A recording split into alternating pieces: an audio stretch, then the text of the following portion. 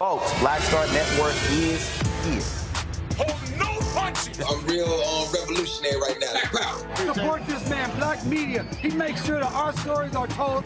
Thank you for being the voice of Black America, Roland. Stay black. I love y'all. All momentum we have now, we have to keep this going. The video looks phenomenal. See, there's a difference between Black Star Network and Black-owned media and something like CNN. You can't be Black-owned media and be scared. It's time to be smart. Bring your eyeballs home. You dig?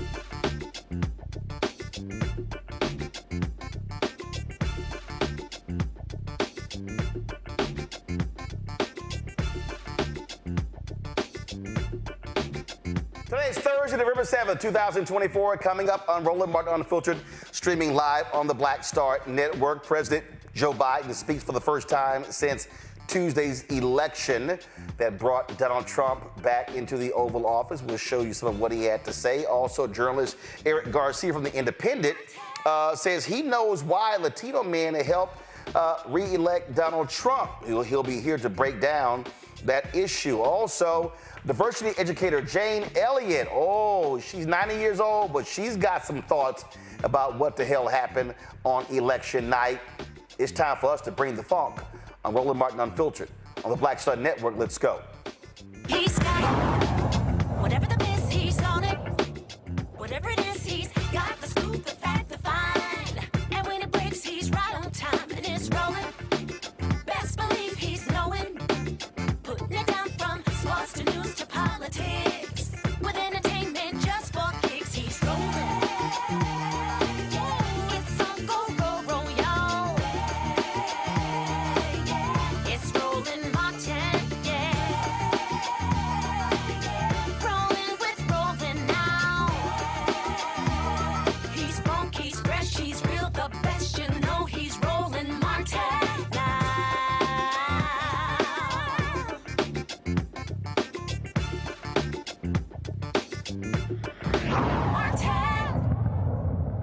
In 74 days, President Joe Biden will transfer all the powers of commander-in-chief to an absolute asshole. Yeah, that's Donald Trump. Today, Biden spoke for the first time since America decided to bring back the thug-in-chief, the liar-in-chief, the narcissist-in-chief, the insurrectionist-in-chief, and here's what he had to say. For over 200 years, America has carried on the greatest experiment in self-government in the history of the world. And that's not hyperbole, that's a fact. We're the people. The people vote and choose their own leaders, and they do it peacefully. And we're in a democracy. The will of the people always prevails. Yesterday, I spoke with President-elect Trump to congratulate him on his victory. And I assured him that I'd direct my entire administration to work with his team to ensure a peaceful and orderly transition. That's what the American people deserve. Yesterday, I also spoke with Vice President Harris. She's been a partner and a public servant. She ran an inspiring campaign, and everyone got to see something that I learned early on to respect so much, her character. She has a backbone like a ramrod. She has great character, true character. She gave her whole heart and effort, and she and her entire team should be proud of the campaign they ran. You know, the struggle for the soul of America, since our very founding, has always been an ongoing debate and still vital today. I know for some people, it's a time for victory, to state the obvious. For others, it's a time of loss. Campaigns are contests of competing visions. The country chooses one or the other. We accept the choice the country made. I've said many times, you can't love your country only when you win. You can't love your neighbor only when you agree. Something I hope we can do, no matter who you voted for, is see each other not as adversaries, but as fellow Americans. Bring down the temperature. I also hope we can lay to rest the question about the integrity of the American electoral system. It is honest, it is fair, and it is transparent. And it can be trusted, win or lose. I also hope we can restore the respect for all our election workers who busted their necks and took risks at the outset. We should thank them. Thank them for staffing voting sites, counting the votes, protecting the very integrity of the election. Many of them are volunteers who do it simply out of love for their country. And as they did their duty as citizens, I will do my duty as president. I'll fulfill my oath, and I will honor the Constitution. On January 20th, we'll have a peaceful transfer of power here in America. To all our incredible staff, supporters, cabinet members, all the people who've been hanging out with me for the last 4 years, God love you, as my mother would say. Thank you so much. You put so much into the past 4 years. I know it's a difficult time. You're hurting. I hear you and I see you. But don't forget all that we accomplished. It's been a historic presidency. Not because I'm president, because what we've done, what you've done. A presidency for all Americans. Much of the work we've done is already being felt by the American people, but the vast majority of it will not be felt over the next 10 years. We have legislation we passed that's just only now just really kicking in. We're going to see over $1 trillion worth of infrastructure work done, changing people's lives in rural communities and communities that are in real difficulty, because it takes time to get it done. And so much more it's going to take time, but it's there. The road ahead is clear, assuming we sustain it. There's so much we can get done and will get done based on the way the legislation was passed. And it's truly historic. You know, we're leaving behind the strongest economy in the world. I know people are still hurting, but things are changing rapidly. Together, we've changed America for the better. Now we have 74 days to finish the term, our term. Let's make every day count. That's the responsibility we have to the American people. Look, folks, you all know it in your lives. Setbacks are unavoidable, but giving up is unforgivable. Setbacks are unavoidable, but giving up is unforgivable. We all get knocked down. But the measure of our character, as my dad would say, is how quickly we get back up. Remember, a defeat does not mean we are defeated. We lost this battle. The America of your dreams is calling for you to get back up. That's the story of America for over 240 years and counting. It's a story for all of us, not just some of us. The American experiment endures. We're going to be okay, but we need to stay engaged. We need to keep going. And above all, we need to keep the faith. I'm so proud to have worked with all of you. I really mean it. I sincerely mean it. God bless you all. God bless America. And may God protect our troops. Thank you, thank you, thank you. All right, folks, my panel, Lauren Victoria Burke, Black Virginia News, joining us out of Arlington, Dr. Greg Carr, Department of Afro-American Studies, Howard University, joining us from D.C., Dr. Niambi Carter, Associate Professor, University of Maryland School of Public Policy out of Washington, D.C. So 2016, I remember seeing this video right here of President Barack Obama, of course, welcoming Trump after the election. You know what I can't find, Lauren? I can't find any video of Donald Trump welcoming Joe Biden after the 2020 election. You know what I can't find?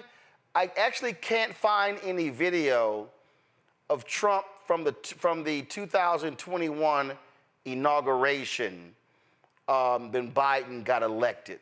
And so this is what we have. Democrats abiding by the systems, being gracious, being accepting, talking about the norms, and here you have an asshole who's coming back into the Oval Office who mistreated, degraded, wouldn't show up, wouldn't do different things, and, oh, Democrats are supposed to behave and do the right thing, and you got somebody who doesn't give a damn about any of that.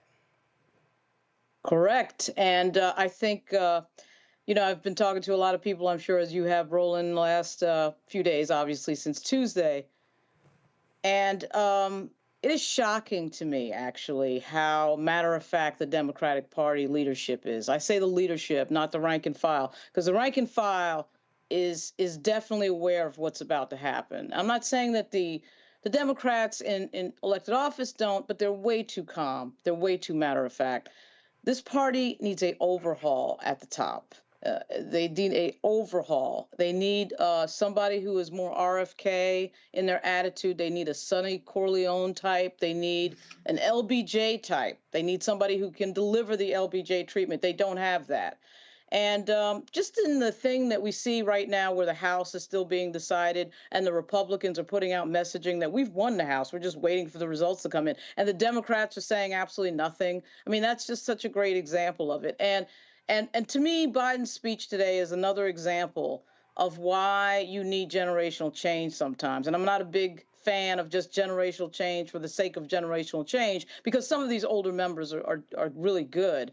But in this particular example, that speech today to me is so out of step with what we saw in the last, say, 2 weeks of the campaign from Donald Trump and of course from J.D. Vance, who's calling the vice president trash, and the racism at Madison Square Garden and everything else. And you have to have a reaction to that. You cannot just go out there and act as if it's 1992 or 96 or something like that. And the Democrats have a huge problem with that. And it's getting old extremely fast.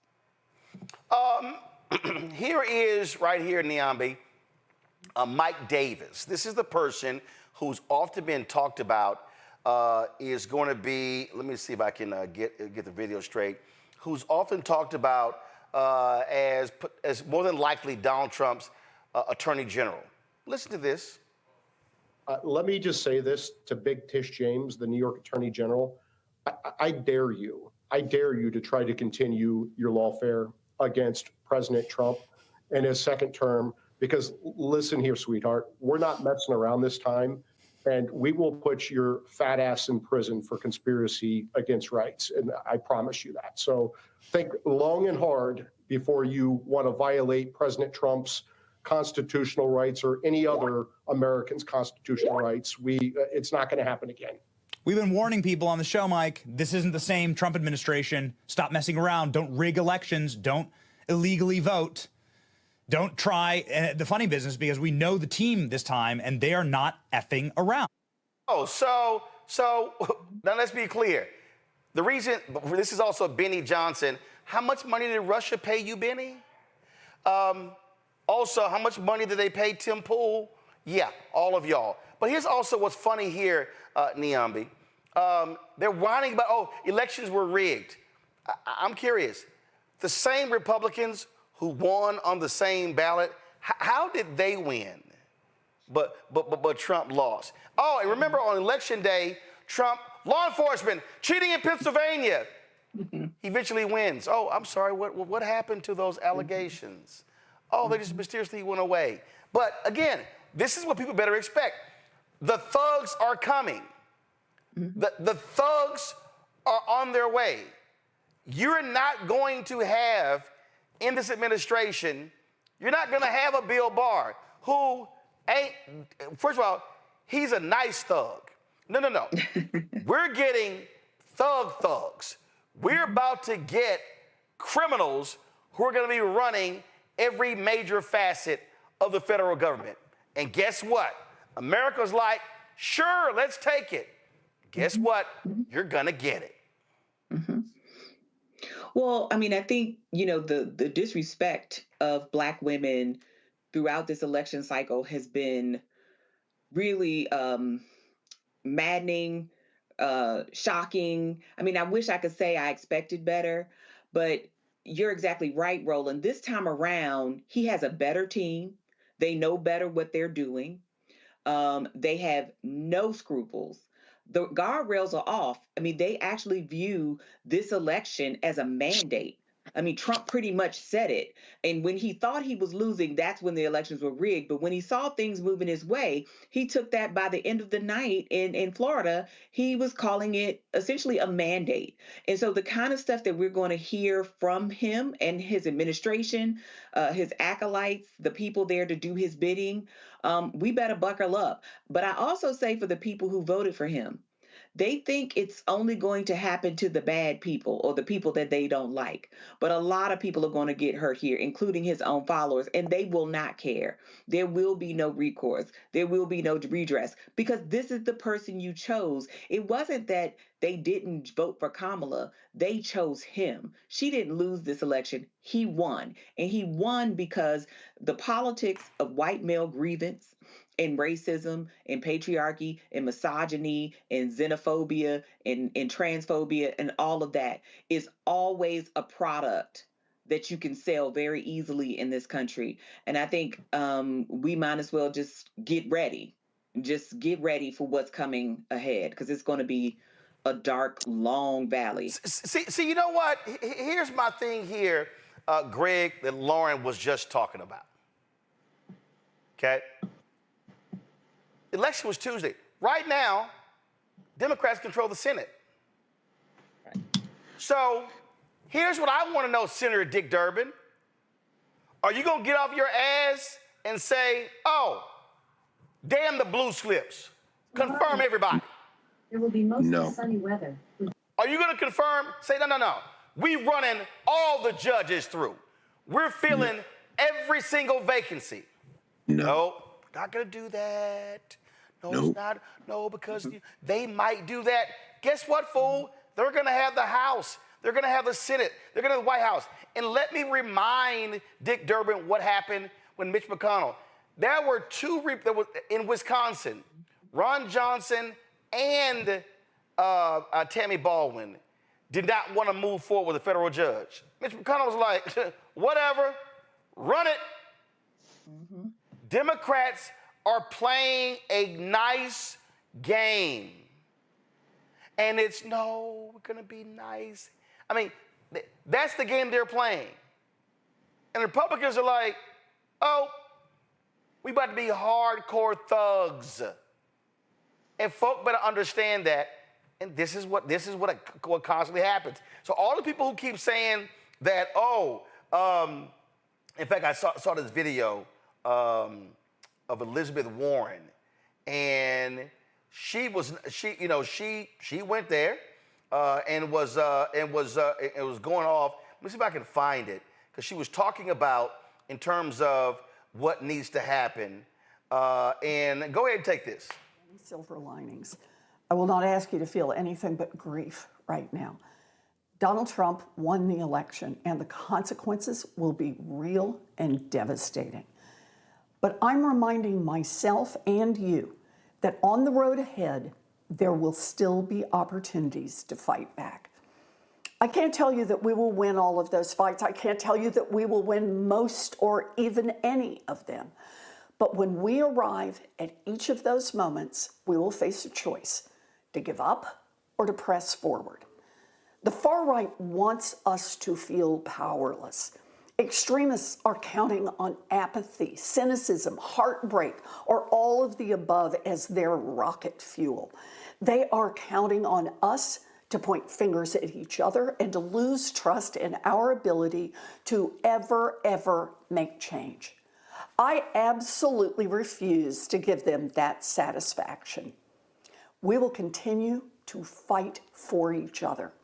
Look, 8 years ago, in the dark days when Republicans took full power in Washington, I thought the Affordable Care Act would be gone with the snap of a finger. But the American people rose up. Activists like the late amazing Adi Barkan and countless others put their bodies on the line, quite literally. They made their voices heard. They saved health care for millions of families, and they paved the way for us to expand health care in the past few years. And a grassroots movement against far-right control took back the House in 2018 and the White House in 2020 and the Senate in 2021. Don't let anyone tell you that those victories didn't make a real difference. More people could afford to go to the doctor and fill a prescription. More people could go to work. More parents could afford to put food on the table for their kids and buy new coats for them in the winter. Lives were saved. As the far right works to roll back what we've achieved, they'll hope that we don't have the stomach to push back anymore. But we can choose to prove them wrong. We need each other. We take care of each other. And please, take care of yourself. Take the time you need right now to be angry, hurt, confused. Hold your loved ones close. Find opportunities to be in community with others this week. Take social media breaks. Foster your connections. Make new ones. Reach out to someone that you've lost touch with. Tell them that you're with them no matter what lies ahead. Now, she wrote a piece, Greg, in Time, and she said that Chuck Schumer should be using every second. She says Senate Majority Leader Chuck Schumer must use every minute of the end of the year legislative session to confirm federal judges and key regulators, none of whom can be removed by the next president. That's how you respond. You use your power until the last second. Right. Where are Manchin and Sinema? I don't know where in the hell they are. I think they're still in the body, right? Yeah. So, yeah, their masters will call them and tell them to block that. Not that they shouldn't try. God bless Elizabeth Warren and her fantasy world. And I hope that she will be able to rally her constituents to do that. There are two distinct visions, I think, that we hear being articulated in the 48 hours. And let me say, Roland, how important it was, again, for you to do what you did with the Black Star on the coverage Tuesday night, because I left Howard's campus to come for coverage, and I saw the enthusiasm on those young people's faces, and we all sat in your studio and watched the looks on their faces at midnight. I wanted to fight somebody. I really did, and I still do. And I revel in this moment now, because as our thinking becomes clearer, our resolve gets stronger. And there are two competing visions. I had this conversation on Wednesday night with my students at the law school, who everybody wants to talk.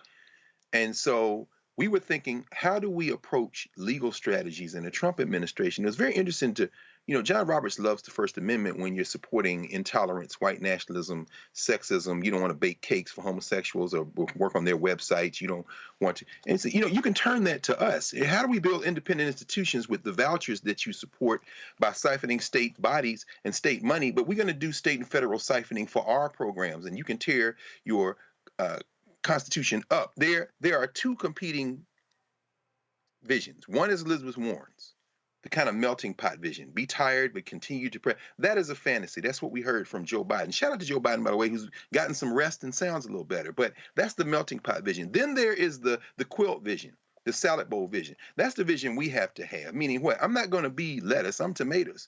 I'm not going to be onions, I'm croutons, whatever. But together we might make a tasty meal, or I can just go back over here in this tomato field. We have to have a plural vision of this country. And what does that mean in the context of what we just heard? We heard a disgusting racist, as Dr. Carter just said. I mean, big Tish James, sweetheart, fat ass. Let's dance, MF. Let me be very clear about this. There is no making peace with that man. I'm never melting into anything with him. He is my open enemy. And if it means then that embracing the First Amendment as a strategy, as what has happened, everything from Citizens United all the way up through today, not for freedom of speech, but freedom of association, you understand? There's a way to undermine this current shitstorm coming toward us by embracing elements of it that force them finally to burst this funky settler enterprise open and focus on the things we can control, state and local government, for example. Even as they begin now to attack the mayor of Jackson, Mississippi, my friend Chokwe Anton Lumumba. Approaching local government allows us to empower ourselves, allows us to do the kind of organization we need. By the way, all the people in the third parties who run for president every 4 years, here's your chance now to work at the local level and begin to be in power on school boards and all of those things. And as we do that, as we organize, what we're going to see is that all empires fracture, all empires fall. Right now, they got over 50 executive orders that they are preparing to do, everything from quote unquote closing the borders and rounding everybody up, which will pancake the economy, to the tariffs that are going to send these hillbillies who voted for Trump into Walmart to get another pair of drawers and realize they've gone up by 500%. We're going to dance now, but the dance cannot be dictated by a sense of a commitment to a fantasy, and that fantasy is that this is a nation. No, we're going to go in the other vision, the vision of every person for themselves, real politics, let's negotiate, and damn the rest. And we'll see who has the stamina to wait it out. I'm going to tell you who it's not: white people. Well, folks, we're going to continue talking. I'm telling y'all right now, prepare yourself. But you know what? We are. Oh, we ready? Because we've seen it before. And we also know what's coming because we actually believed when the fools wrote Project 2025 what's coming down the pipeline. Going to a break, we come back, we'll talk about what the hell Latino men, what were they voting for and why? My next guest says he can explain it. You're watching Roland Martin Unfiltered on the Black Star Network. Pull up a chair, take your seat at the Black Table with me, Dr. Greg Carr, here on the Black Star Network. Every week, we'll take a deeper dive into the world we're living in. Join the conversation only on the Black Star Network. Hi, I'm Dr. Jackie Hood Martin, and I have a question for you. Ever feel as if your life is teetering and the weight and pressure of the world is consistently on your shoulders? Well, let me tell you, living a balanced life isn't easy. Join me each Tuesday on Black Star Network for A Balanced Life with Dr. Jackie. We'll laugh together, cry together, pull ourselves together, and cheer each other on. So join me for new shows each Tuesday on Black Star Network, A Balanced Life with Dr. Jackie.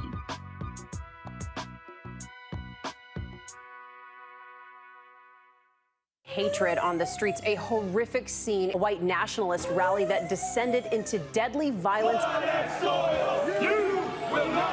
White people are losing their damn minds.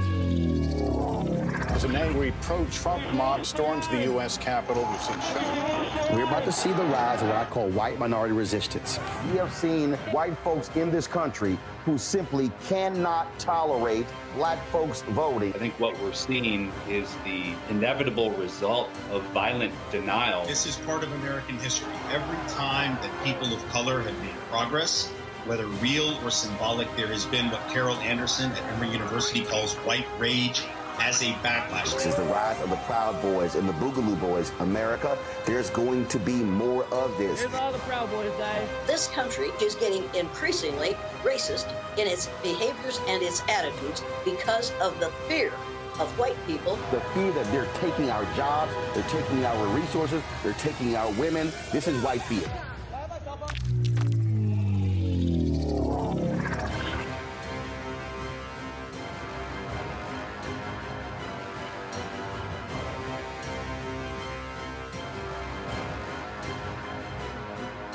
This is Motown recording artist Kim. You are watching Roland Martin Unfiltered. That boy, he always unfiltered though. I ain't never known him to be filtered. Is there another way to experience Roland Martin than to be unfiltered? Of course he's unfiltered. Would you expect anything less? Watch what happens next.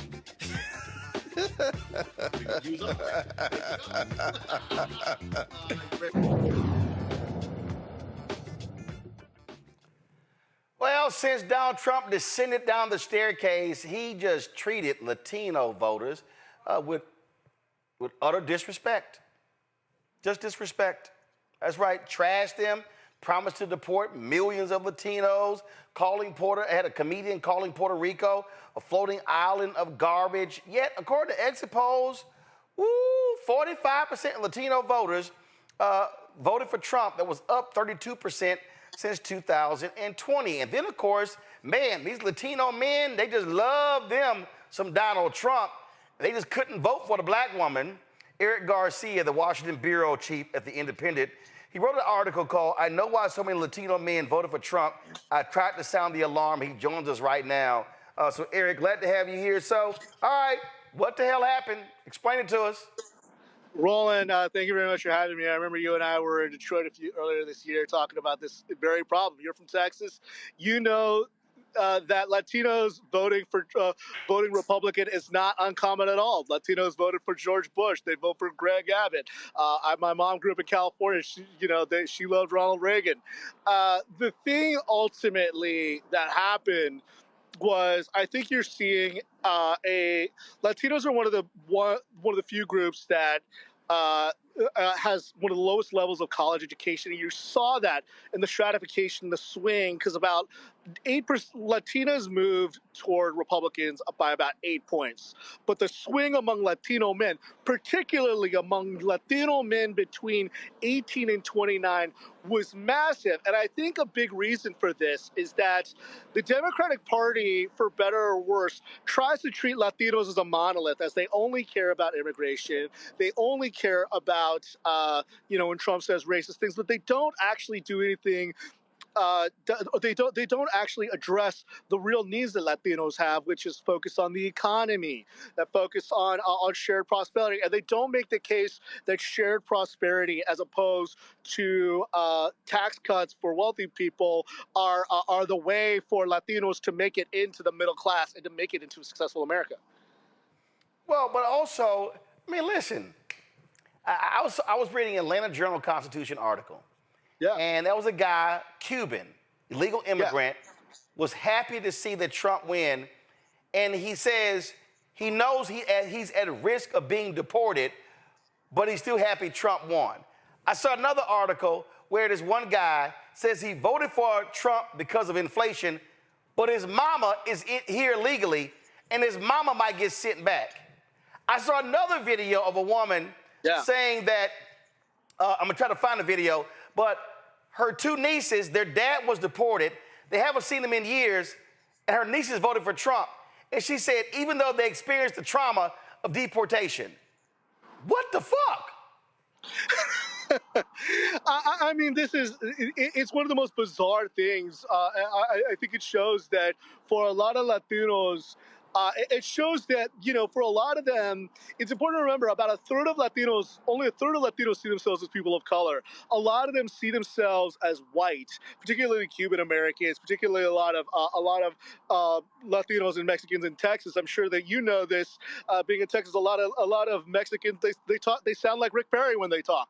But they see themselves as exempt or unique or people who are not going to be affected by by these kinds of mass deportations. Even though, as we see, that Stephen Miller, who is Trump's big confidant on immigration, is saying that the denaturalization process is going to begin. That they not only are going to begin deporting naturalized people, but they're going to get in the process of removing people's legal status. But I think a lot of it is that they prioritize the economy. Unfortunately, even if they don't recognize that they're not going to be the ones to share in the prosperity of this, and they also think that they're going to be kind of the exempt from the deportations. Well, let me tell you something right now. If that dude's mama gets deported, guess what? That's on him. And I'm gonna play Scarface's "No Tears." I'm being real honest. A lot of these people, Eric, who voted for Trump, I'm sorry. I'm not gonna have any tears for you when you're like, oh my God, I didn't think it was gonna happen to me.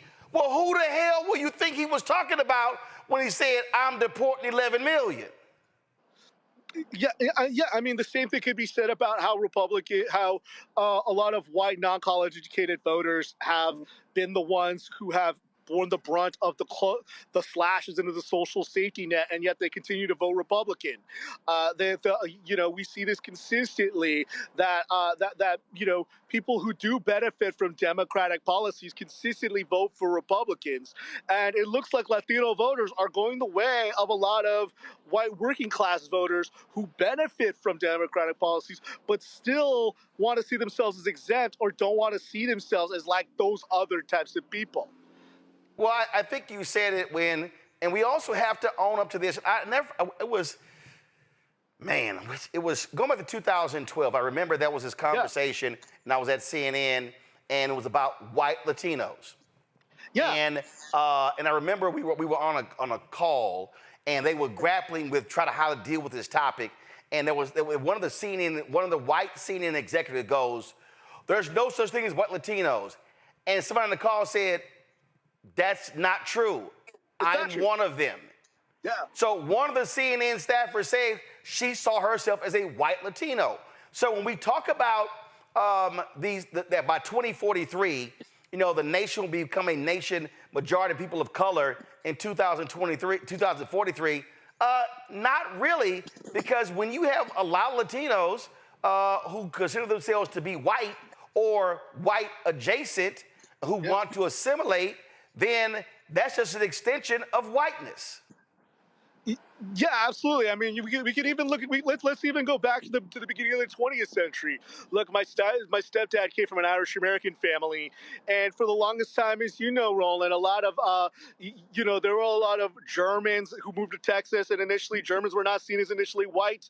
There were a lot of Italians and Poles who moved to the United States, at the turn of the 20th century, and they were not seen as white. In fact, one of the reasons why we restricted immigration in 1924, 100 years ago to this day, under the Johnson-Reed Act, was because people didn't want to have Italians and Poles and Catholics. And guess what? Now Italians, Poles, Irish, Germans, guess what? They're all seen as white. And it is very possible, and I've said this for the longest time, the ultimate question for American politics, the defining question, is whether Latinos are going to wind up being seeing themselves continually as people of color, or whether they're going to be incorporated into whiteness in a very similar way that Italians and Poles and Germans and Irish were seen at the turn of the 20th century.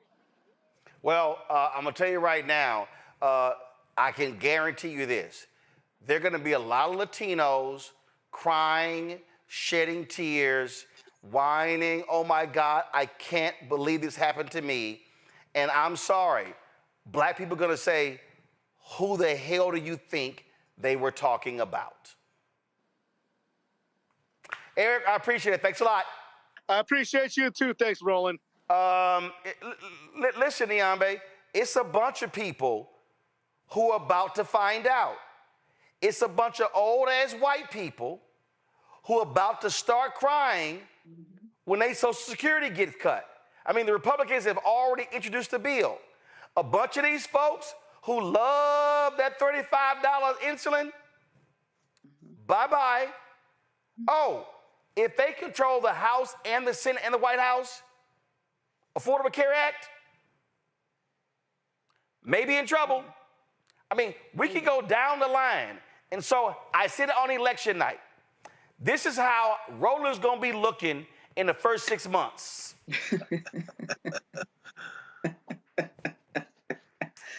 Well, I mean... And they're going to be asking, "How do you feel? What's for lunch?" Yeah. Because, again, these are the three: black women, American Jews, black men, top 3 voting folks for Kamala Harris in this election. If y'all couldn't figure it out, come talk to us, because we know exactly who this asshole is. Well, I think we're going to be saying, don't talk to us, because we tried to tell you. You didn't want to listen. And I think that's the thing. Black women for so long have been the canaries in the coal mine. We've been the one putting our fingers in the dam, trying to hold this thing together. Everybody else is sort of going out for self. And I think it's something important that Greg said earlier, which is, trying to make community with people who don't even see you as fully human is the end of a conversation, not the start of one. And I think what we're seeing here is that when you look by nationality, all Latino people aren't the same, right? There are some groups that vote more like Black people. The problem is those groups may not be in the majority or not in the majority for long. And then you also have people who define their interests as anti-Black. So yeah, they might like their $35 insulin. They like not liking Black people more. And a lot of people are okay with hurting other people because they think the poop won't splash on them. right? So when we even are talking about the deportation thing, Latinos aren't the only immigrants. Black people are immigrants, Asian people are immigrants. This is very dangerous for lots of people. And part of what Black people have always used their vote for was not just ourselves, but thinking about everybody else. The problem is we are still seeing that nobody else is thinking about us in our communities. Nobody's thinking about our seniors. Do you know how important that Medicaid expansion would have been for people who are caregivers of parents like I've been, like so many of my friends are? That would have been a game changer for our families and our communities. Yet you see people voting against their interest time and again because their interest isn't in policy. Their interest is in pain. Their interest is in grievance. Their interest is in anti-Blackness. And unfortunately, like you said, a lot of us are going to be sitting on our hands telling you, we tried to tell you. We've tried to tell you. We've tried to tell you for over a century. Go to my iPad. This was a tweet somebody posted. My white neighbor, a Trump supporter, just called ICE on my Mexican neighbors who also are Trump supporters. They're crying in the driveway right now, getting deported. Whoa. Yeah. Well, that was, and so this is the video, Greg, I was talking about from this woman talking about her nieces who voted for Trump. Roll it. Hey, my family's probably going to get mad at me for sharing this, but I truly don't care at this point. So in 2017, 2018, I can't remember exactly the year, but my brother was deported. He was an illegal immigrant for many, many years, but he was deported. On the day that he was taken by ICE, he was going to work with my brother. They worked together, I think. I can't remember exactly, but they were going to work together, and he had his kids in his car. So my nieces and nephews watched their dad get arrested and taken away by ICE. I'm not gonna say that my brother was perfect, because he wasn't. Like, none of us are. But he's not a bad person. So back to him getting deported. So this was, I can't remember if it was 2017 or 2018, but Trump was in office, right? So he gets deported. Some of my nieces and nephews have not seen their dad since he got deported. 2 of them are now able to vote. The 2 that voted literally voted for Trump. They voted for Trump. And I'm like so mind blown that that even happened, because they saw their dad get deported. They were traumatized from it. And for some reason, they find it okay for other people to go through that. I just don't get it.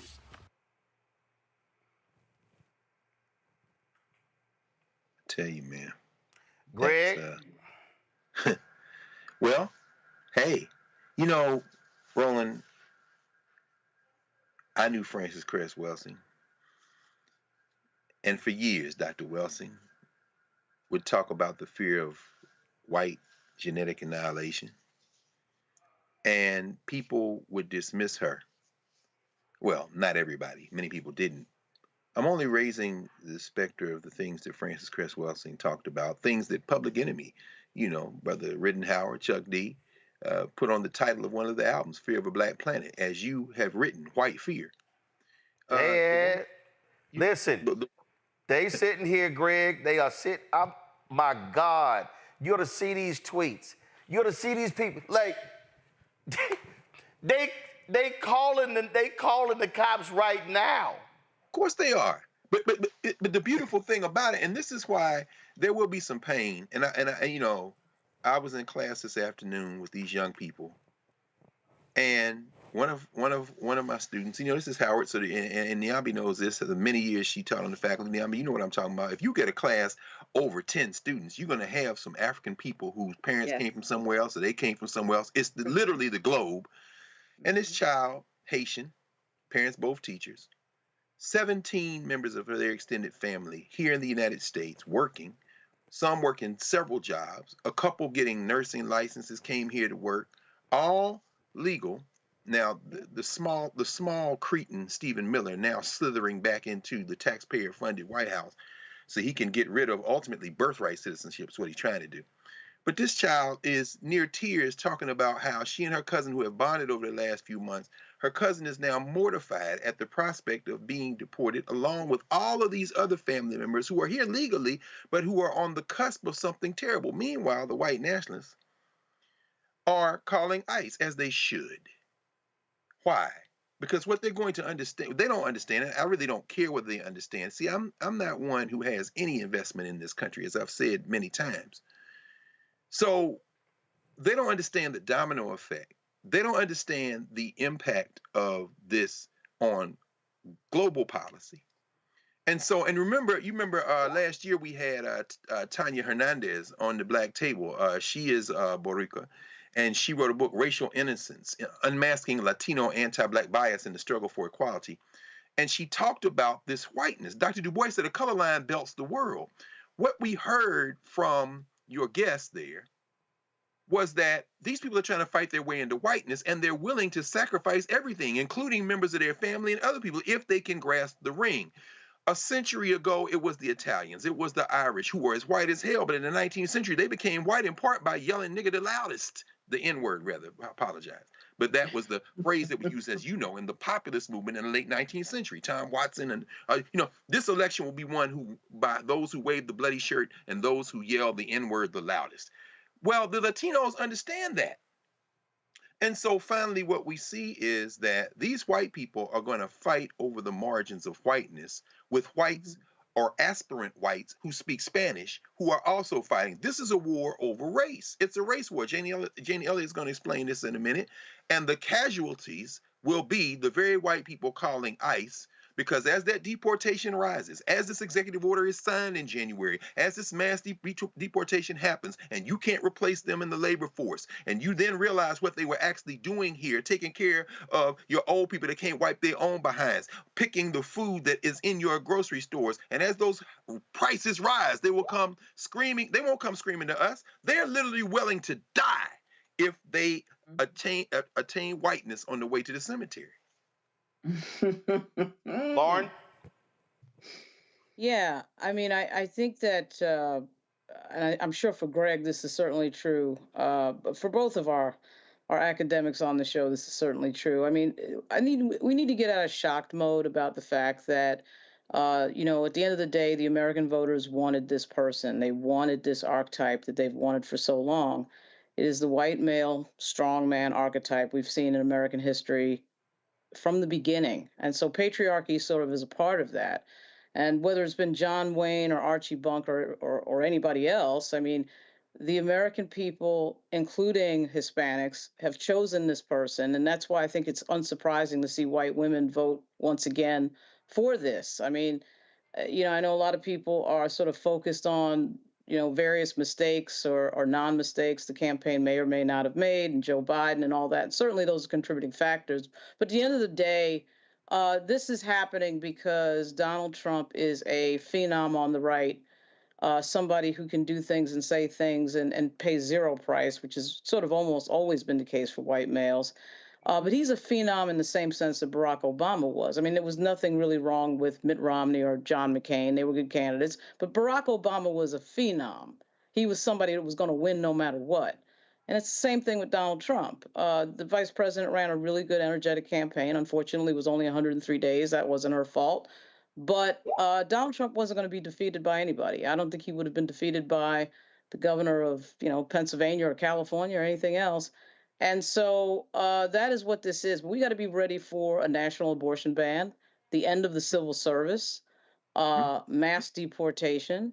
I always sort of felt like that was a dangerous issue when that group in Chicago of African Americans complained about the fact that immigrants who were not legal in this country were getting things that they were not getting. I thought they made a good point with that. And so that connects with a lot more people than we may think it does. And that's what brought us to this moment. I'm telling you. I mean, what you're seeing is I saw. I don't know if y'all saw this. Y'all saw that was this woman posted this comment that her husband's employer had a meeting with all the folks the day after the election and said, "Hey, y'all ain't getting bonuses this year because we're buying all of our supplies for next year." because Trump is going to be bringing his tariffs in, and the prices are going to go up. And all of a sudden, all those Trump voters in the room were like,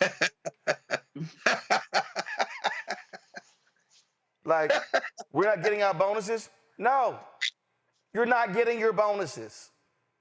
I'm telling you, Niambi, these people don't understand. They are about to see for real the consequences of who you vote for.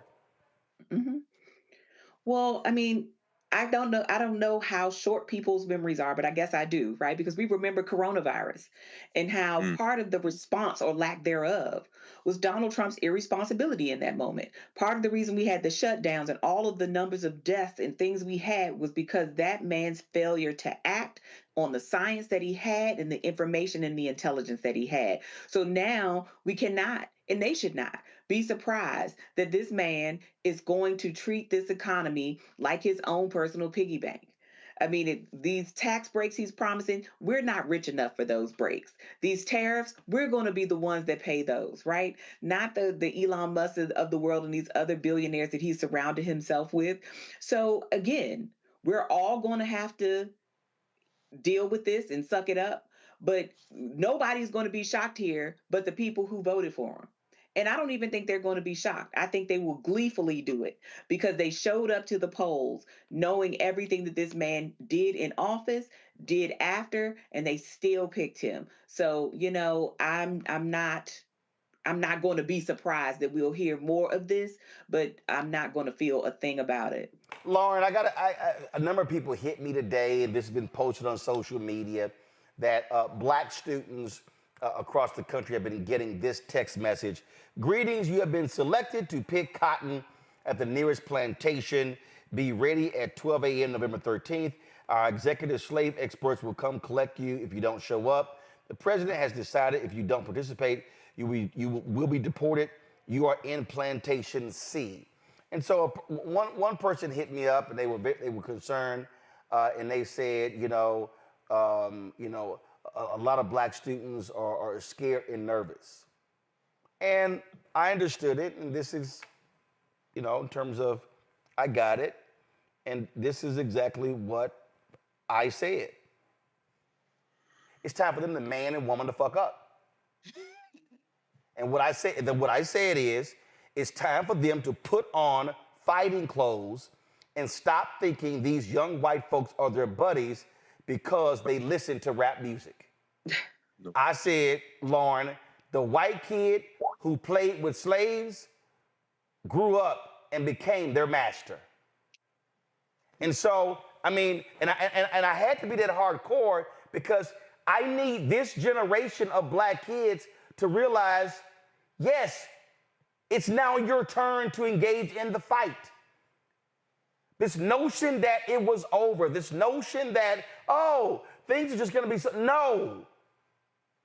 If you are black, if you are a young black person, if you are in high school or you're a freshman and sophomore, and you are just mortified by what's going on, that tells me your parents did not do their job teaching you American history.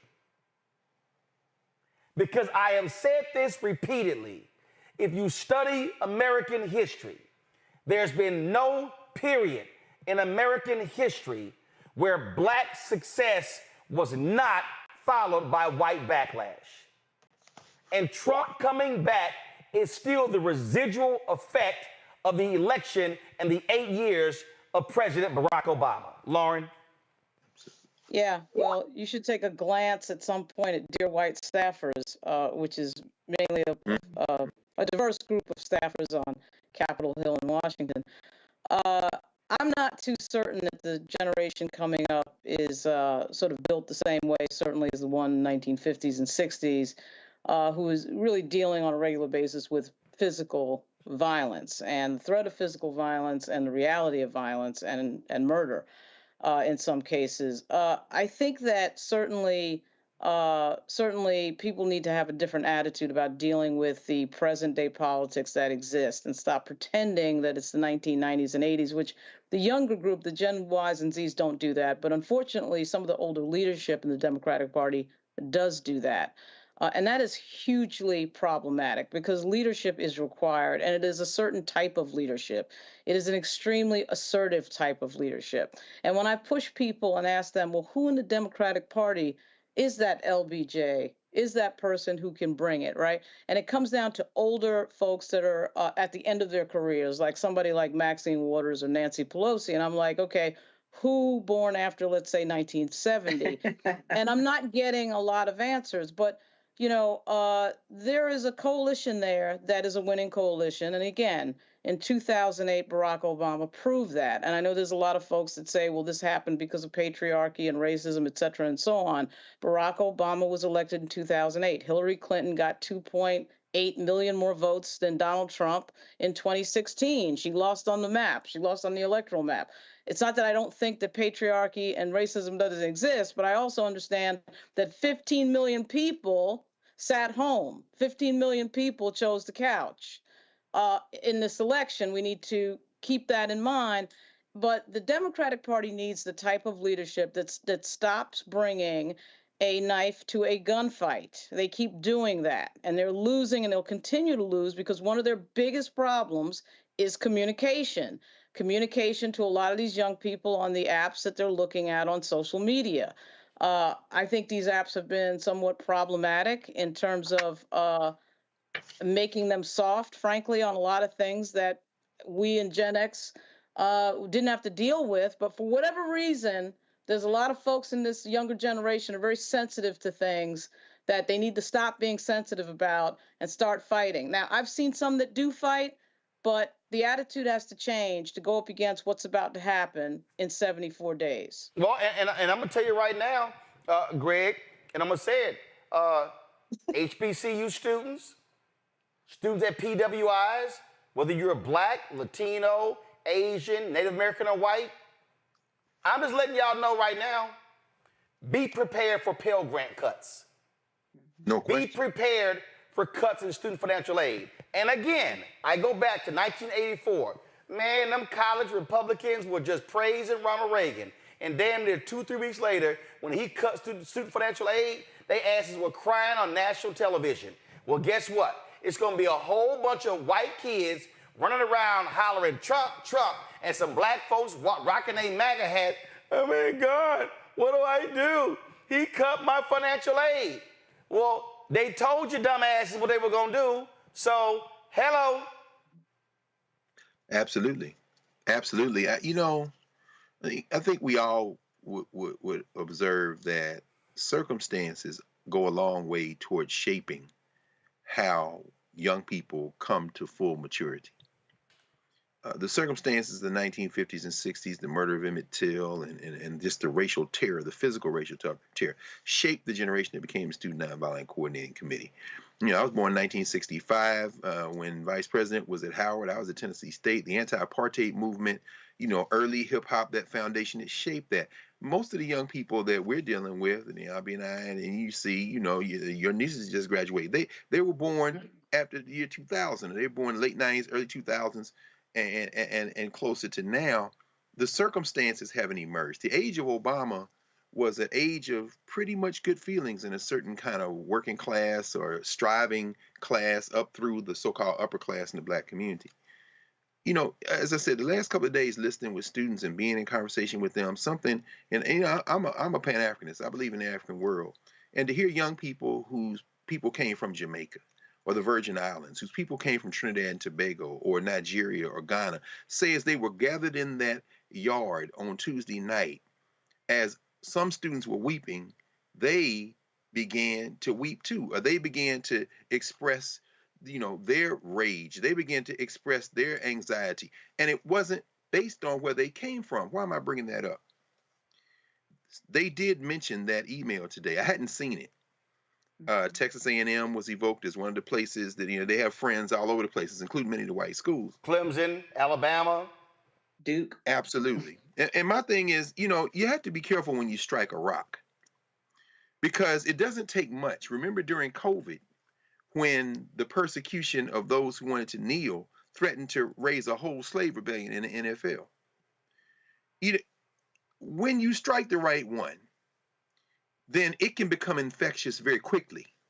So let's say in Alabama that email goes out, and let's say a 5-star recruit says, I'm not playing for Alabama, and then one from Auburn says, me neither, and then somebody from the University of Georgia says, after the University of Georgia, I'm going to Fort Valley. And before you know it, a whole ass slave rebellion, except this time there is no Joe Biden in a delusion world to say, you can't love your country only when you win. And brother, I ain't never loved none of this. Y'all understand that these boys are at these schools, and these young people, women are at these schools playing basketball because of what they think they can do for them. But you know, enough can become enough. Never be surprised when something happens that sets off a movement. Finally, send that email.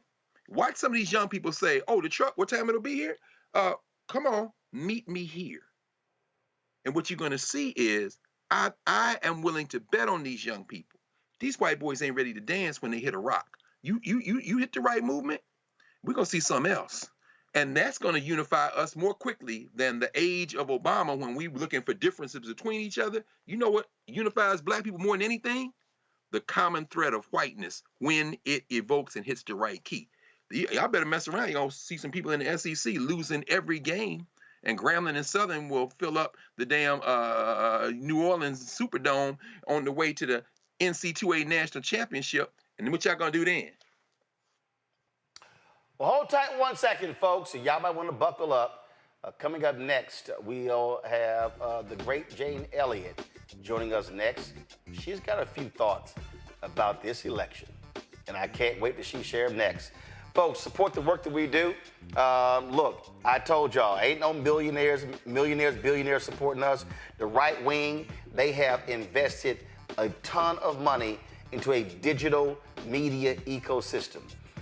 And they funded it, and you saw it play out in this election. And so your support is critically important. Listen, I've been talking to advertisers, but you know, they scared. And I'm telling you right now, these major companies are going to be even more scared supporting folk who don't support Donald Trump. And so your support is critical. And so you can support our work. Now, remember, I told y'all Cash App changed their damn policies. They made it extremely hard for you to be able to give via Cash App. And so we're still working on that. But if y'all can support us right now, PayPal is R. Martin Unfiltered. It's paypal.me/R. Martin Unfiltered. Send your check and money order, P.O. Box 57196, Washington, D.C. 20037-0196. Venmo's RM Unfiltered. Zelle, Roland@RolandSMartin.com. Roland@RolandMartinUnfiltered.com. We'll be right back. Hatred on the streets, a horrific scene, a white nationalist rally that descended into deadly violence. White people are losing their damn minds. As an angry pro-Trump mob storms the U.S. Capitol, we've seen shooting. We're about to see the rise of what I call white minority resistance. We have seen white folks in this country who simply cannot tolerate black folks voting. I think what we're seeing is the inevitable result of violent denial. This is part of American history. Every time that people of color have made progress, whether real or symbolic, there has been what Carol Anderson at Emory University calls white rage as a backlash. This is the rise of the Proud Boys and the Boogaloo Boys. America, there's going to be more of this. Here's all the Proud Boys, guys. This country is getting increasingly racist in its behaviors and its attitudes because of the fear of white people. The fear that they're taking our jobs, they're taking our resources, they're taking our women. This is white fear.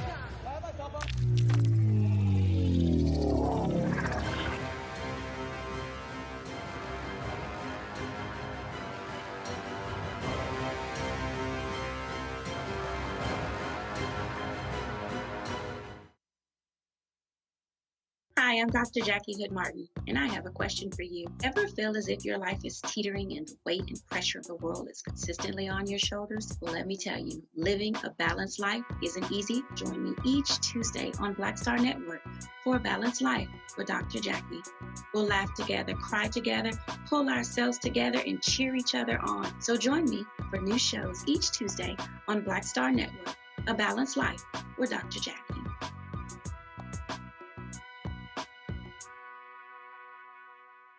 Pull up a chair, take your seat at the Black Table with me, Dr. Greg Carr, here on the Black Star Network. Every week, we'll take a deeper dive into the world we're living in. Join the conversation only on the Black Star Network. Black Star Network is here. Oh, no punch! I'm real revolutionary right now. Thank you for being the voice of Black America. All momentum we have now, we have to keep this going. The video looks phenomenal. See, this difference between Black Star Network and Black-owned media and something like CNN. You can't be Black-owned media and be scared. It's time to be smart. Bring your eyeballs home. You dig? This is Tamala Mann. And this is David Mann, and you're watching Roland Martin Unfiltered.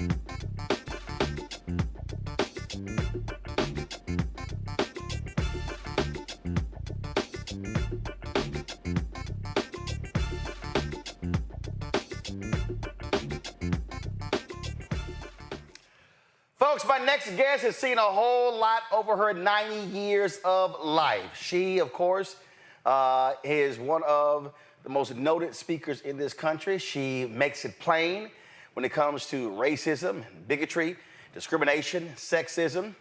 I don't think she's ever been called introverted. She, of course, will speak her mind regardless of the audience, and love it. She and I got together at the University of Michigan a few years ago. We had a fantastic panel. I don't even know why the moderator was there. They should just let me and Jane just handle ourselves. And also, there's a new book out, y'all. The author interviewed me about this book. It's called Shades of Brown, the official biography of Jane Elliott and the Blue Eyes, Brown Eyes exercise by author Todd M. Mealy. This is the book right here. And when I was introduced to her, Jane held up, she's got my book, White Fear, there as well. So there you go. So, Jane, let's just jump right in. You saw what happened on Tuesday. Break it down. What do you think? What happened on Tuesday is the citizens of the United States of America decided to listen to a racist, sexist, crafty crook who has no business being in the presidency of the United States of America. We know that, but you see, right now we're in a situation where people who are pale, stale, and male are scared to death. And it's, I read the book White Fear a long time ago when it first came out. And I've watched this thing happen over the last 30 years, particularly the last 20 years. I've watched white males become increasingly frightened of the fact that they are going to lose their numerical majority in the United States of America. And the damn fools don't even realize that they have always been in the numerical minority worldwide. Only 15 to 18% of the human population of the earth is classified as white.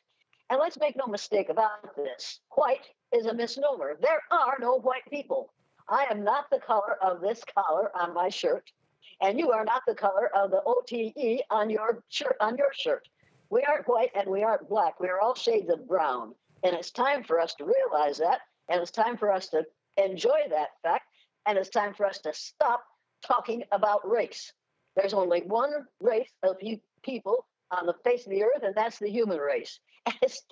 Oh my God, how long is it going to take us to have social studies teachers tell our students at the junior high and high school level that the word race, meaning a specific group of people, came out of France in 1580? How long is it going to take us to realize that the idea of whiteness and blackness, yeah, quit laughing, this ain't funny, don't do something else. So Jane, Jane, you made that point there, and they've talked about how these young white men have been, quote, radicalized. You now have these podcasts and others, and They're talking about toxic masculinity, and you've got people like Senator Josh Hawley and Tucker Carlson, you know, and even Congressman Byron Donalds. We've got the return to masculine men. We have feminized men. And Trump plays into that. He's strong and tough. And so when you see these demos, when you see 1834 and these young men saying, yeah, Trump is our guy, what you're laying out is right. They're scared to death. It's like, well, you know, where's the place for men in our society? Yeah, ass has been running every damn thing for the longest. But the problem is, these aren't men. These are boys. And they are absolutely encouraged to remain boys instead of to grow into men. Becoming a man takes a lot of work, and it takes a lot of time, and it takes a lot of effort, and it takes some studying, and it takes some education. Any damn fool can be a boy. We've got a lot of them running around. And right now, the ones who voted for Donald Trump this last week was a whole bunch of boys, grown tall, who don't know what's good for them and certainly don't know what's good for the world. We're going to have to depend on women because men don't want to stop being boys. Women have no choice. Comes a time in every woman's female's life when she has to grow up and be a woman. Men don't have to do that. They can be boys for as long as they live. And if you don't believe that, look at Donosaurus T. Rump. He will be a boy for as long as he draws breath because he is encouraged to not to think, but just to react, and not to respond intelligently, but to respond with anger and petulance. And we don't need an angry, petulant boy in the White House ever again. But that's what we have, and we're going to have that for the next 4 years. What do you make of white women? There was a belief that because of the Dobbs decision, that white women were finally going to stop rewarding Donald Trump. They voted for him in 2016. They voted for him in 2020. According to the polls, Vice President Kamala Harris was doing way better with white voters. According to the polls, she was getting a higher share of white voters than even Joe Biden did. And then come Tuesday, nope, none of that happened. White women are just as ignorant about race and sex as white men are. And we will stay that way as long as we have an education system that describes all the important things that have ever been done in this world as having been done by white males and a few white females. As long as we don't tell the truth in history, as long as we don't tell the truth in social studies, as long as we teach the lie, as long as we refuse to deal with the truth, that's how long we'll have this problem. And white women don't seem to realize that Donald Trump is going to use them. They need to realize that when he said we've got to put a border, we've got to put a wall on the southern border of the United States because we've got to keep those brown-skinned people out because brown-skinned people reproduce too rapidly, he was absolutely serious. This man is a blatant racist, and he is prepared. The reason he closed Planned Parenthood clinics for a while, and now they're trying to get them open, is because he was quite certain that Planned Parenthood clinics, the main thing they did was offer abortions to white women. That's not what Planned Parenthood clinics are about. They're about a whole lot of things, providing a whole lot of services for women who can't afford to go to the local doctor, but they can go to the Planned Parenthood clinic. He did a real ugly thing when he closed his clinics, and he closed them so that he could keep white women from getting abortions. I've got news for him. If a white woman wants an abortion, she's going to get an abortion. And there's no way he or anybody else on the face of the earth is going to be able to stop her if she can find somebody who's willing to help her do it. And I'm willing to help her do it. Until we make white males, period, males of all colors, and there's only two, and that's brown. There's only one in that shade of brown. But until we start making males as responsible for pregnancy as women are, that's how long we're going to have the problem of abortion. If we could just pass legislation that said that every man who contributed to an unwanted pregnancy would have to submit to involuntary vasectomy, I'll bet we could do away with abortion in a hurry, don't you think so? Absolutely. Now, on that particular point there, when you talk about Trump and these Republicans, listen, Elon Musk, apartheid Elon Musk. Wait. Let me stop you there. We've got to stop calling the Republican Party the Republican Party. Donald Trump, not the L, the letter L out of the word Republican and turned it into Republican because of his obsession with the pubic area. It's time to call it what it is. And he also messed up the word, this United States Supreme Court. It is now the United States Sperm Court, because all he and his recent appointees to that court are interested in is sperm cells and what color children they will be produced by their use. It's time to change the language to fit the situation. These are Republicans, and it's the sperm court. Okay, what were you saying? First of all, no, go to the shot of Greg, Henry Switchin. Greg Carr was sitting there, and Naomi Carter was sitting there. Their mouth was wide open, cracking up when you said that. I'm going to go to them in a second. But here's the thing right there that you're talking about. But are their ears, wait, are their ears open? Oh, We yeah. got to open our ears. We got to open our ears and then open our mouths to say something that makes sense. And Republican Party makes sense. Republican doesn't. Donald Trump isn't interested in the public arena. He is interested in the pubic area. Let's call it what it is. You talked about, again, Trump and Planned Parenthood, and you got apartheid Elon Musk, and he is always tweeting. He's always tweeting about, the population drop, the lack of birthing babies. These folks, what they want is simple. They want white women to shut up, stop going to college, stop taking jobs, lay down, have babies, and just reproduce. Because this is all about fear of losing the white majority. They're going to lose. They might as well give it up because they're going to lose. Number one, let's stop calling Elon Musk Elon Musk. I taught dyslexic students for years, male dyslexic students. If you move the letters in his name around, you come up with lone scum. And that's what he is. He's lone scum. He is scum. We need to realize that, and we need to stop admiring him because he is able to make so much money off the efforts of other human beings. It's time to give that up. You also need to know that women have the right to decide what to do with their bodies. No man had better tell me or any other intelligent woman what to do with their body until you can produce a child by birth, as I can. Don't tell me what to do with my body. But women have the right to say no, absolutely not. This will not happen.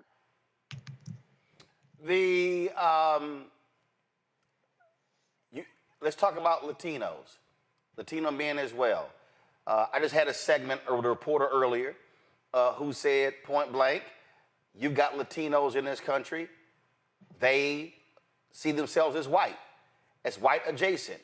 They will vote accordingly. They don't see themselves as brown. They will support somebody who wants to deport literally their family members. Absolutely.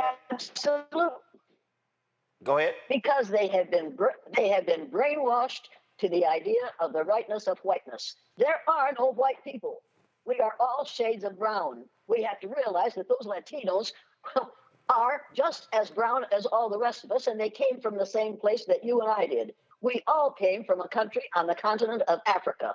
We all started out brown, and it's time for us to realize that all human beings are shades of brown. And I cannot understand why, I do too, I understand why Latinos are considered calling themselves white, because that's a way to get over in this country. If you can prove that you have white ancestry, you're going to be all right. But what they don't realize is, in the very, very near future, being able to prove that you have African ancestry is going to make you all right, because we are all originally from a country on the continent of Africa. We've got to get over the idea of the rightness of whiteness. It came up during the Spanish Inquisition and should have been destroyed immediately. We've only had to deal with this for less than 500 years. It's time to give it up. We're going to take a quick break and come back. You know what? I'm not going to go to a break. Let me just go ahead and right now. Forget the break. I'm going to go right to questions. Let me first start with Greg. I'm going to start with you because the look on your face when Jane said Republicans was too hilarious. So I'm going to start with you. Go right ahead. Yeah, I'd love that. Sister Elliott, I'd love to ask you about Frances Cress Welsing, but I think I'll hold off on that. I want to follow up with how you just your most recent comment there, when you talked about at some point having African ancestry will be a benefit. We certainly did see that in Moorish Spain, as you say. You see, a touch of the Moor did distinguish you. How would that reversal happen in the racial binary that we have today, particularly since whiteness is a global phenomenon, and in places like, Southern Europe and other places where it's clearly mixing that is going on there for 1,000 years, it hasn't translated into any benefit for Black people. How do you see that reversal happening? Because we have been brainwashed by our education system to the idea of the rightness of whiteness. There are no white people. We've got to get over the idea that people came from, and just this week I got a letter from somebody who said, after all, white people were here first. They came from Europe and they were here first. And I thought, oh my God, what are we going to do about this? People, all you have to do is trace your ancestry back as far as you can, and you'll find that every one of you have ancestors who came from a country on the continent of Africa. If they didn't, they came from another planet. Every human being on the face of the earth came from a country in Africa originally. You go to church on Sunday, or you go to whatever you worship on Sunday. If you're a Christian, you go and you look at a picture up behind the minister, or whatever it is you're calling your religious leader, and you'll see a man who looked nothing like what Jesus Christ looked like. According to the Bible, he had kinky, woolly hair and feet of bronze. If it was good enough for Jesus, I would think it would be good enough for me and good enough for people like me. It's time for us to admit that our heritage over thousands of years is brown. It's not black, it's brown. We are all shades of brown, and it's time to get used to that and to enjoy it. And make no mistake about this. The number of white babies that are being born is getting less and less because white women are tired of being used. White women are tired of being treated like second-class citizens because they can be used by somebody like Dinosaurus T. Rump. It's time to get over the idea that only women are responsible for pregnancy. It takes two people to make a pregnancy. Now, eventually, I think at the beginning it didn't. I think at the beginning you had two women. You could put two female egg cells together in a petri dish, mammal cells, break down the cell wall, and combine those cells and come up with another female mammal. That's probably the way human beings began. But all our history and the Bible, except for one book, is written by males. So history says males did all the important things that were done, fought all the important thoughts, and fought all the important fights. It's not true. It couldn't have happened if it hadn't been for the women who were there to make more peoples. It's time to get over this idea. What we're doing is blatantly sexist, blatantly racist, and blatantly ignorant. We are living in an ignorant society, and it's going to get more so because of banning books and banning speakers and banning ideas. And right now we're in a situation where people are banning any idea that would even question the superiority of whiteness. Jane, you told me as whiteness. Jane, you told me this book about you from Todd Mealy is on ban list. Yeah, I'm on ban list, and I think that is. I'm not sure that is. I know I am. I am banned on all college and university campuses. Wow. Have been for over. Oh yeah, I am a dangerous person, and I realize that. And I am absolutely delighted to be called somebody who is dangerous for college students to listen to. I'm tickled to death because that means that what I have to say is threatening to people who voted for Dinosaurus T. Rump. Well, that's also why I love having my own platform because they can keep you off college campuses, but they can't keep you off this show because I own it. And that's why we got to have unfiltered programming for folks like you. Niambi. Mm-hmm. Well, thank you so much for being with us. I want to go back to something you mentioned a moment ago about white birth rates dropping. I know that has been a fixation on the right wing, yet we still see white women voting for white supremacy. So what do you think is happening there? It isn't just women of color who are stupid. White women get reinforced for being stupid. And we've been doing that for a good many years. We do that by calling the Virgin Mary blonde-haired, blue-eyed, and fair-skinned. We set ourselves up to fail, and then when we fail, we blame it on somebody else. It's time for us to realize that there is no such thing as a white woman. There is no such thing as a black woman. But we use those words because for white women use it because, according to the person who started this whole thing of race, Torquemada, during the Spanish Inquisition, he was going to kill everybody who wasn't Christian, and he was going to turn all the Christians into Catholics. He had killed 2,000 people before somebody made him aware of the fact that many of the people he had killed were Christians. At that time, he realized that you couldn't tell what a person's religion was by looking at them, so he decided he'd have to come up with a way to make that determination. So he called the lighter, and all people were shades of brown at that time, and they are now. He called the lighter brown-skinned people white because white is the color of purity and goodness. He called the darker-skinned people black because black is the color of savagery and evil. And we have been living with that nonsense for less than 500 years. It's time to give it up. There are no white women, and there are no black women. We are all shades of brown. And you and I, whether you want to know it or whether you want to admit it or not, are 30th to 50th cousins because our ancestors came from the same place. And came from the same race. There's only one race on the face of the earth. It's the human race, and we're all members of it. It's time to get over the idea of the Rainbow Coalition and the idea of blackness and whiteness. They have never existed, but we have been using it to keep people in their place for about 500 years. It's time to stop it. Lauren. Do I make sense to you? Oh, yeah. Oh, absolutely. Absolutely. Jane, Jane. Go ahead. Jane, great talking to you. What do you think of the idea? I mean, African Americans, we spend a lot of time pushing back, arguing with other people, arguing with the majority, arguing that our history is important. Your book is banned on college campuses, which is ridiculous. What do you think of the idea of effectively separatism, of doing your own thing? Because wasting so much time in life arguing with people that have never respected you for 400 years, it gets a little draining. What do you think of just the idea of people building their own, their own centers of learning, et cetera, and just doing that and focusing on that? Hey, white people have been doing that for years. Do not copy the behavior of white people. Do not move back away from society in order to not have to be around this nonsense. Get out there and educate these fools so that their children are smarter than their parents. We cannot just say these people don't know any better, we'll just stay away from them. Because within 25 years, and it's going to be less than 25 years, white people will become a numerical minority in the United States of America. You're going to have to deal with them in a totally different way. And we are going to have to deal, I say we because I'm considered white. We white folks are going to have to deal with other people in a totally different way. We're going to have to start realizing that the boy grown tall, who is now going to be president of the United States in a couple of months, doesn't even know what it says in the preamble to the Constitution of the United States of America. Think about that.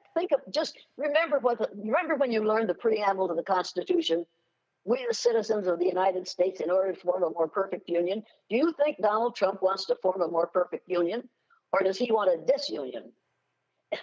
I just think it's an absolutely wonderful thing that we should have learned, and we should have listened while he was talking. We aren't doing it. We haven't listened, and I think most of us don't remember it. You remember that when we form a more perfect union, establish justice. Do you really think that Donald Trump believes in establishing justice? He ran for the presidency deliberately and with determination so that he wouldn't have to go to jail as a result of all the ugly things that he has been doing over the last few years. He doesn't believe in establishing justice, not for himself and not for anyone else. It says we're going to secure domestic tranquility. Oh, yeah, right.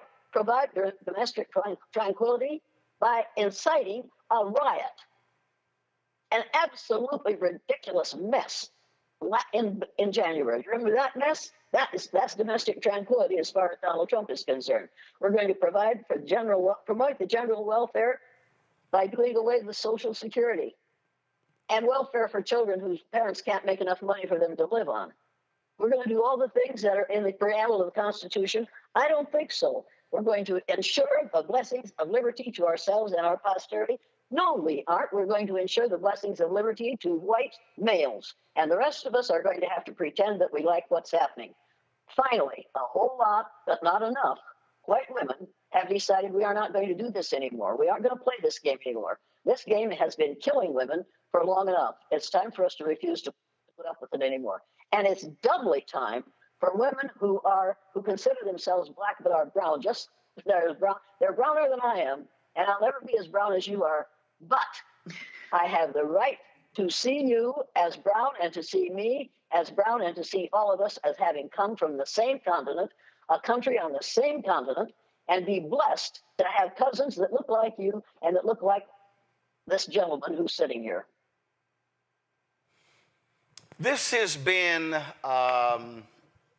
him coming back. Republicans taking control of the Senate.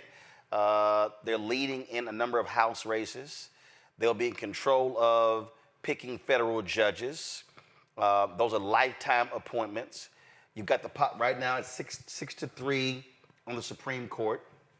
6-3 majority on the Supreme Court. You've got, talking about potentially Alito, Thomas retiring. What do you say to people who are despondent, who say, my God, they're going to be running everything? What do you say to those folks who are thinking about just giving up? Look, I remember when Donald Trump gave his inauguration address 8 years ago, and I thought at the time, my God, this is Hitlerian. And I thought, Jane, you're exaggerating. This isn't Hitlerian. And then I got the book, When at Times the Mob is Swayed. And you need to hear just this paragraph. It says, we know from Ivana Trump's now sealed testimony at Trump's first divorce trial, backed up by her lawyer, Michael Kennedy, and from the president himself, that for years, a younger Donald Trump slept with a book of Adolf Hitler's collected political speeches, published in 1941 as My New Order in a locked cabinet at his bedside table. Ugly and appalling as they are, those speeches are masterpieces of demagogic manipulation. People, what we're dealing with is what I remember from the time I was born. I was born in 1933. And from 1933 until 1945, I listened to my father ranting about what Adolf Hitler was doing in Europe and in Germany, and had planned to do with the United States. And here I am at the age of 90, listening to the same demagogic bullshit out of the man who is going to be president of the United States in a couple of months. We have to realize that we defeated Hitler, and we will defeat this man. It won't take 4 years. He'll be in office for 4 years. But think of it this way. He's an old person. I'm older than he is, but he's an old man. And he's not going to live a whole lot longer. We're going to have to outlive him, and we're going to have to refuse to go along to get along while he is the president. There are enough women of color, brown women, very dark women, very brown women, saved this country 8 years ago. 4 years ago, I'm sorry, 4 years ago, they went out in massive numbers and saved this country. They will do it again. And we have to make sure that they know they have that possibility. They've done it before, and they'll do it again. We've got to stop realizing how brilliant these women are. And if you think they aren't, you have to remember that 300,000 years ago, people who look like you left the continent of Africa and without any modern technology managed to populate every landmass on the face of the earth. Every landmass on the face of the earth was populated by people who we call black. And they weren't black, they were brown people whose skin was brown because they were exposed to a lot of sunlight. As they moved farther and farther from the equator, their skin, their hair, and their eyes got lighter. Their brains didn't get smaller, but their features got lighter as a result of the response to the natural environment. That's what color is all about. But we have decided that God must have looked like Donald Trump. Think of that. If that doesn't frighten you, I don't know what will. It's time for us to get into a state of realizing what reality is. And the reality is that if you get to your thesaurus and look up white, look up black and look up brown, you'll find about 25 synonyms for white in the thesaurus and about 25 or 30 synonyms for black. You'll find 180 synonyms for brown in the thesaurus. That means that there are that many shades of brown that you can apply to skin color on people all over the face of the earth. We are all members of the same race. We're all members of the same color group. It's time to appreciate that. It's time to recognize that. And it's time to educate people to that fact. But Jane, you have people who don't believe that. You have people who believe. I don't care. Of course, we have lots of people who don't believe that, but they're going to have to. They have no choice. They can think it's not true until hell freezes over. But that won't make it a lie. That's the truth. Ye shall know the truth, and the truth shall set ye free. It's time for us to stop believing in different color groups and different races and realize it's only one race and there's only one color group, and it's shades of brown. When we start looking at policy, beyond deportation, matter of fact, before I do that, I just saw, Susie Wiles, who was Trump's campaign manager, he's going to name her chief of staff. And you got folks like Will Cain on Fox News. Let me find this here. He just tweeted, if y'all go to my iPad, worst misogynist just named the first woman chief of staff in U.S. history, C.C. Mark Cuban. Folks, Will Cain, listen, I debated Will a lot. I mean, he ain't the bright on CNN. He ain't the brightest bulb in a dark room. The best thing he's got going for him is a great head of hair. And so, I mean, I used to just destroy him constantly in debates. But, you know, white guys like him actually believe by Trump picking a woman as chief of staff means he's not a misogynist. Well, it means he's not only still a misogynist, he's a stupid one. Because Donald Trump doesn't think right, and he doesn't read right, and he doesn't know what he's talking about, but I think he thinks that's chief of stuff. She can handle stuff, but she isn't capable to handle that staff. She wants a chief of stuff, and that's what he's got. This man is he's a joke, and we have taken him seriously. Do you also think spot where he belongs? You also think, and here's the issue that I have, Jane, that mainstream, and I'm going to call it mainstream white media, they toyed with this. They thought he was amusing. He would say things, oh, that's just Donald being Donald. When I watched this year how Joe Scarborough and Mika were all highly critical of Trump, railing every day, I remember 2015, New York Times did a story about Trump and his treatment of women, and Scarborough and Mark Halperin, they were there on the air. Like that's the best they got. I mean, people out there just gonna say, oh, that's just Trump being Trump, and that's what they did. Everything that happened, oh, that's just Trump being Trump. They normalized his antics and his behavior, and it desensitized people, and it literally got to the point that every time he said something, oh, that's just Trump being Trump, we could just move on. Do you really think that they aren't in any way bothered by the fact that he could buy and sell them tomorrow?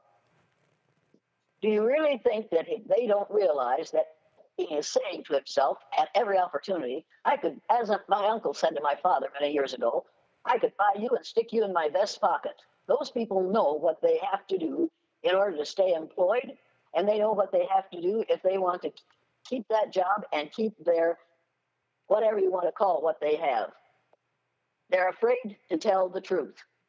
Their sponsors won't let them tell the truth. You know that, and I know that. And that's the reason I get lots and lots of death threats, because telling the truth is not a good idea in this environment.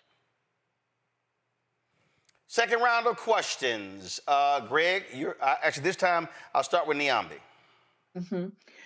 So I think you said a lot here, and one of the things you talked about was how a lie is a lie whether we admit it or not. So how do we get back to a place where talking about the truth in very clear terms becomes a norm again. I mean, if it ever was, right? But how do we get back to the place calling things disinformation and other kinds of euphemisms, alternative facts, has been around for quite some time. But how do we get back to a place of just being honest and saying what in the world is going on and not having to do this both sidesism and all the other things? You reject the language of ignorance. I'm an educator. That word comes from the root dus, which means lead, the prefix e, which means out, the suffix ate, which means the act of, and the suffix or, which means one who does. An educator is one who leads people out of ignorance. It is not someone who stands there and lets people run their mouths in ways that are absolutely untrue and try to find an excuse for their behavior. You do what my dad said. Don't lie. If you're going to lie, don't lie to me. And he also said, you know the difference between right and wrong. Now do the right thing, goddammit. And that's what we were expected to do. And that's what we did. When someone starts to roll out some of that nonsense that you know is nonsense, you not only have the right, you have the responsibility to say, wait a minute, stop right there. I have here a book that says that just what you just said was a total lie. Do not tell that in my presence. Now, you lose a lot of friends that way, and if you're somebody like me, you lose a lot of family members. But at least you know the truth and you aren't afraid to tell it. My father said, tell the truth, by God. Sometime it'll hurt you, but you better tell the truth. I believe in telling the truth. It isn't pretty, but we better stick to the truth instead of believing. We'll just shade it a little bit today, and tomorrow we'll say, well, we didn't really mean it. Donald Trump means it. People said, well, he's just saying those things. He meant every word of it. And he's going to live with what he planned to do. When he said, I have concepts, he didn't mean he had concepts. He said, I have plans as to what I'm going to do with this country when I get back in the presidency. However, he forgot that after 4 years, he won't be able to run again. So he's going to fix it so he doesn't have to run again. And he has said that. He has said openly, you'll never have to worry about voting again if I'm the president. People take him at his word. That's exactly what he means. Fix it so that he doesn't ruin this country totally with his behaviors in the next 4 years. Lauren. Did I answer your question? Yes. Jane, I really don't have a question. You filled in all the blanks for me, so I really don't have a question. But thanks. Greg? Well, thank you, Roland. Okay. Sister Elliott, we know that white and black are not real in biology, and we also know that, of course, they exist as social forces and as a kind of racial contract. I wonder if you have any thoughts about reparations in this sense. We know in California, some of the folks who are saying, of course, the Supreme Court would not recognize race as a protected class that would allow people to get reparations based on their racial identity. That's their colorblind constitutionalism. We know that. But we also, so if lineage, if tracing back to enslavement would qualify people who were descended from people who were enslaved in the United States, if that were able to survive legal challenge, and I don't think it will because they'll use it as a proxy for race, but let's say it did, should white people proving black ancestry, which is a form, I guess, of embracing their black identity, right? Should white people proving black ancestry be eligible for reparations? If they're promised reparation, they'll go back and they'll choose that black ancestry immediately. That's all you have to do to mess the whole situation up, is tell white people that they have black ancestry and they are entitled to reparations. If you're gonna really mess yourself up if you do that. Think about that for a very long time before you do it. However, if you're going to give reparations to people who really deserve it, let's give it to the people who had this land before white folks came and stole it from them. Let's give reparations to the First Nations people who also came from Africa and were here long before slavery started, coming from Africa as being brought here by white people who didn't want to work but brought people here to work and so they wouldn't have to. Let's talk about reparations to the First Nations people, shall we? I agree, but I mean, okay, that's interesting because I do think that. Ma'am. Let's give the land back to the people who were here first, and they came from Africa, but we called them red men. We called them red people because we didn't know any better, and we didn't want to admit that they were here long before any people from Europe got here. We think that Columbus discovered America. Thor Heyerdahl said you can't discover a place where people are already living. They discovered it before you got there. This land was discovered long, long before Columbus was a gleam in his father's eye. But you see, we don't tell the truth in history, and we work really hard at deciding what is and is not true, based on what white males say should be regarded as truth. That's scary to me, that we are still listening to white males tell us what is and what is not true. Absolutely. Yeah, and I agree with you on reparations. People, the people who think that lineage won't be used as a proxy for race don't really understand how the American legal system works today. It will absolutely be used as a proxy for race, which then leads me to maybe a final question. Everything we're talking about, of course, exists because of the nation state, because of constructs of belonging and not belonging. And when you talk about reparations for the indigenous people, which of course I agree with 100%, is it possible for us to get rid of race as long as we hold on to this concept of the nation state? In other words, the idea that some people, okay, well, then tell us a little bit about that, particularly as it relates to citizenship, who belongs, who doesn't belong. Absolutely, it's going to be taken care of by nature.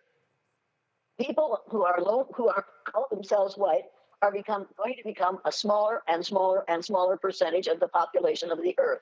It's down to 15 to 18% right now. And eventually we will have educated people enough that they realize that there are no white people, so you can't base your importance or your status or your brilliance on something that doesn't exist, which is the whiteness of your skin. It's time, and we will eventually educate people to the reality. It's time for us to tell our children and our grandchildren and my great-grandchildren, of which I have 5, the truth about the human race, that we're all members of the same one. And skin color is not an indicator of brilliance. If it were, when you go out on the beach next week and you see all those pale, stale females lying out there on the beach trying to get tan, then you'd have to say to yourself, uh-oh, in the summer, whites get dumber. If skin color is an indicator of intelligence, it is not, people.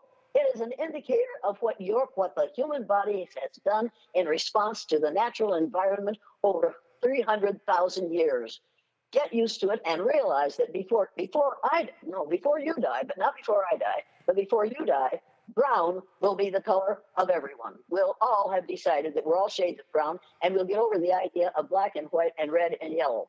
For the love of heaven, this has only been going on for 500 years. I think it's time to get over it. And if you don't get over it, if you insist on using the vernacular of the 1500s, 1400s, and 1500s, then you men must all come to work wearing knee breeches and pointy-toed shoes with little rosettes on the toes and powdered wigs. And you women will have to come to work, if you're allowed to come to work, which you won't be. When you leave the house, you're going to have to be wearing a corset that tightens your waist so that your waist is no more than 18 inches around. Now, if you want to talk the way they did in the 14 and 1500s, dress and travel the way they did, walk to work, give up all forms of modern transportation, and descend back to the level of the people who believed in the lie of race in the 1400s and 1500s. It's ridiculous. It's time to give it up. Well, can I ask one more question, Ron? Just very quick. Go ahead. Go ahead. Okay. So I agree with you 100%. How do we grapple with the fact that, how do we grapple with the fact, and this is why I brought up the concept of the nation state and countries and borders and citizenship.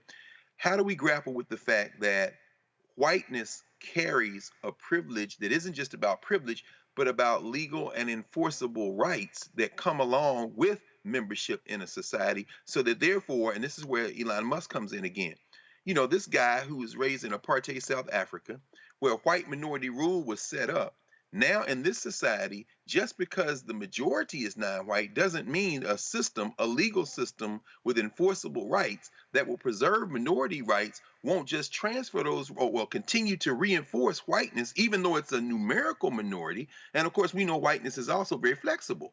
So that where earlier we were talking about the Italians, the Irish, others who were brought into whiteness by defining themselves by not being black, we're seeing the same thing in the Spanish-speaking community, and in something we really don't want to talk about, I don't think, the Arab community as well. The Palestinians are the orphans of the region, even as they're treated by the Saudis and others. In Dearborn, Michigan, the Arabs, who on the United States Census, Arab is classified in white, right? They are also invited into whiteness. How do we grapple with the fact that whiteness also carries some legally enforceable benefits? First, you read the book, The Color of Law. Have you read this book? Yes. If you haven't read the book, The Color, yeah, you have read it. There's a lot of good stuff in there that will answer your question. Come on, Jane. But what we have to do is... Jane, you don't see all... Jane, you don't see all them damn books behind Greg? Jane, if you name 5 books right now, I can guarantee you Greg gonna pull a copy from behind him. He's selling the wolf ticket. No, don't do that. I was going to get the color of law, though. But anyway. Attack from within. Attack from within. Attack from within. Have you read it? Attack from Within. That one I don't know. She got me wrong. She got you, Greg. Greg, she got you. Maybe. Oh, boy. Get the book, Attack from Within. And then you'll know where Donald Trump gave that business about attack from within. He got it from this woman. Read this book if you haven't read it. Have you read? Have you read? Came out in February. Have you read When at Times the Mob? Have you read it When at Times the Mob is Swayed? No, these are popular books, right? Because Attack from Within looks like it came out this year. What are you talking about? Well, listen, dude. No, this didn't come out this year. It came out several years ago. Hey, darling, you're playing catch-up ball when you're talking to me. I was reading books when you were 5 years old. I'm sure you were, but I really would appreciate an answer to that question of citizenship and how whiteness and minority. Oh, go ahead. They do. All right, we do it. It happens because we allow it. As long as you allow it, that's how long it will continue. You're going to have the nerve and the guts and the determination to say, no, by God, there are no white people and there are no black people. Unless you have a severe problem, you are not white. We've got to get over the idea of whiteness. It is a lie that has been told for less than 500 years. We need to give it up. But as long as you go along to get along, that's how long it will remain strong. Okay. The people in the United States of America within the next 25 years are going to have to realize that not only are they not white, but they are also no longer in the numerical majority in this country. And that is what has white males scared to death, because they're afraid that if they lose their power, they will be treated by other people the way we have treated those other people. That's what's going on. When I do the blue-eyed, brown-eyed exercise, and I know this sounds childish to you, but it's a good lesson. When I do the blue-eyed, brown-eyed exercise, I realize on the first day, brown-eyed people are on top, blue-eyed people are on the bottom. Second day, and the brown-eyed people are vicious to the blue-eyed kids. Second day, I dread to go back into the room and reverse that because I know the blue-eyed people are going to get even. They say they are going to get even. I listen to the boys in the restroom say we're going to get even with those brownies when we're on top. Then they get on top. And every year, and I've done it for years, the blueies don't get even. And at the end of the program, on the next day, I say to them in the magic circle, you blue-eyed kids said you were going to get even with the brownies. Why didn't you get even?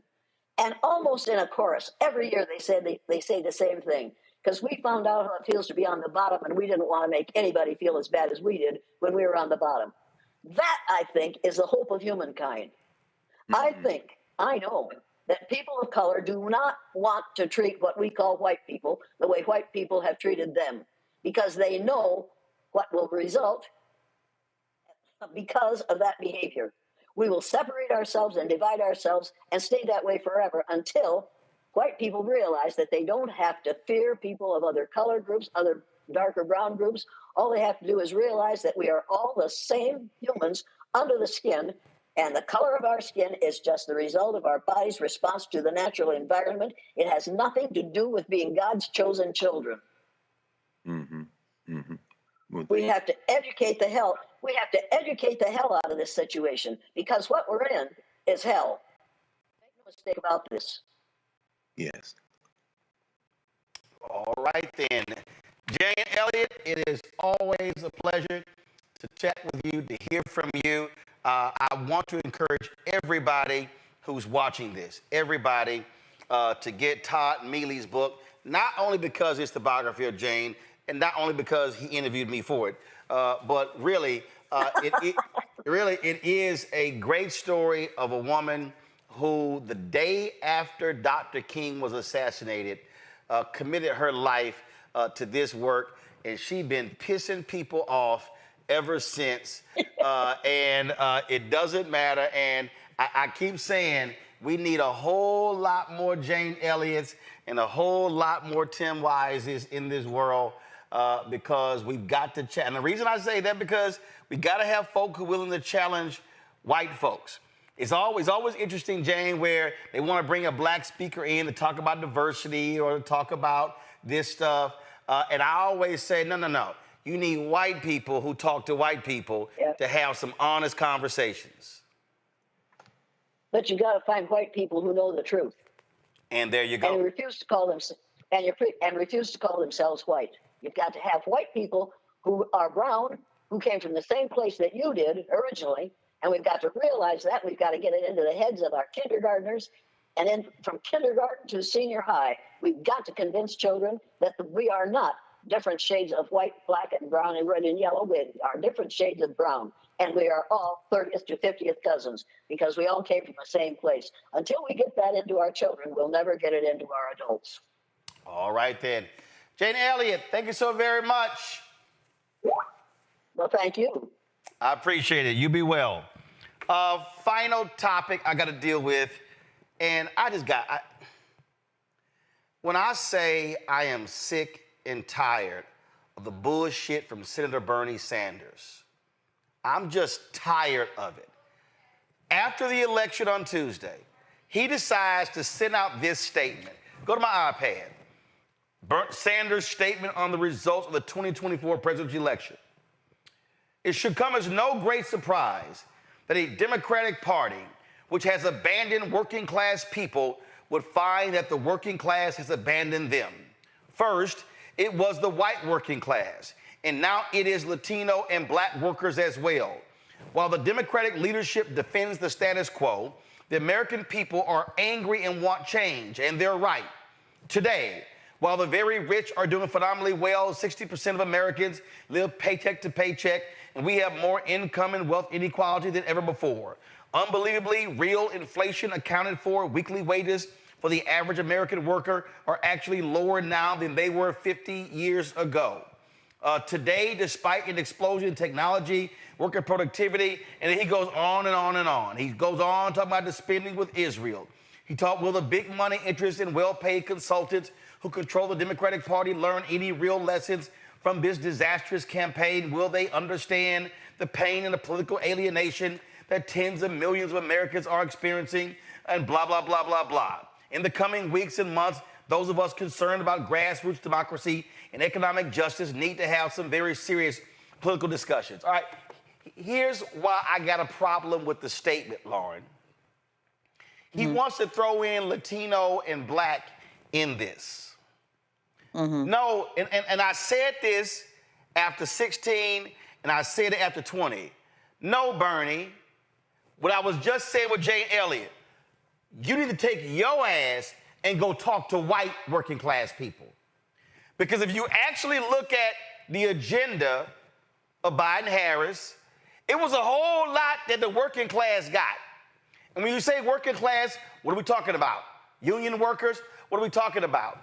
And Sanders keeps going with this as if he's not a United States senator, as if he can't mobilize people. And it gets on my damn nerves when you act like stuff did not get passed. And so he keeps saying they are abandoning working class people when he wants to deny the reality of whiteness and also white culture that also drives the voting habits of working class people. How is it that black working class folk got it, and he's wrong in his press release, black working class people, we figured it out, but the other folk didn't?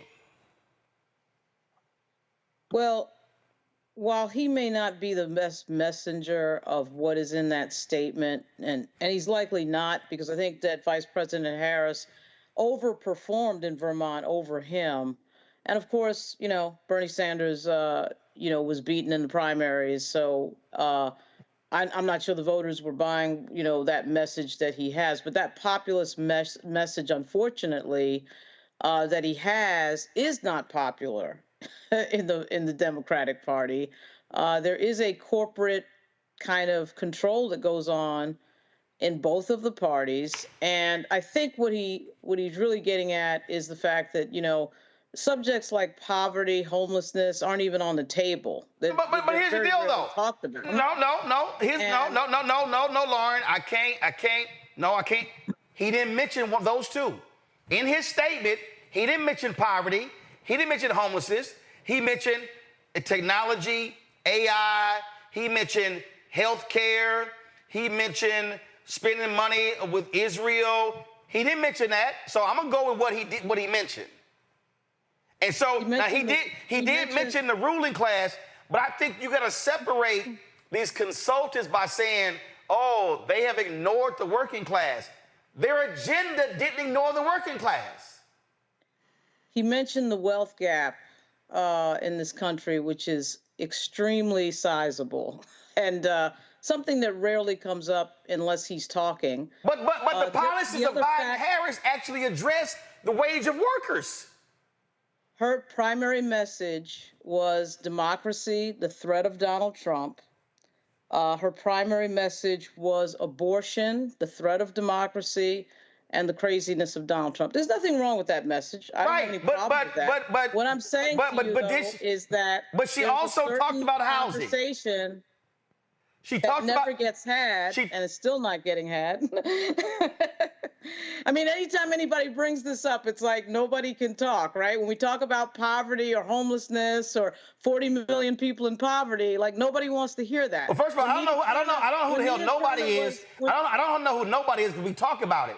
But the point I'm making is with Sanders keeps saying they are being ignored. Now, if Sanders is saying that we're not messaging to workers, okay, but to say that Democrats are ignoring the working class, if I look at actual policies over the last 4 years, that's actually a lie.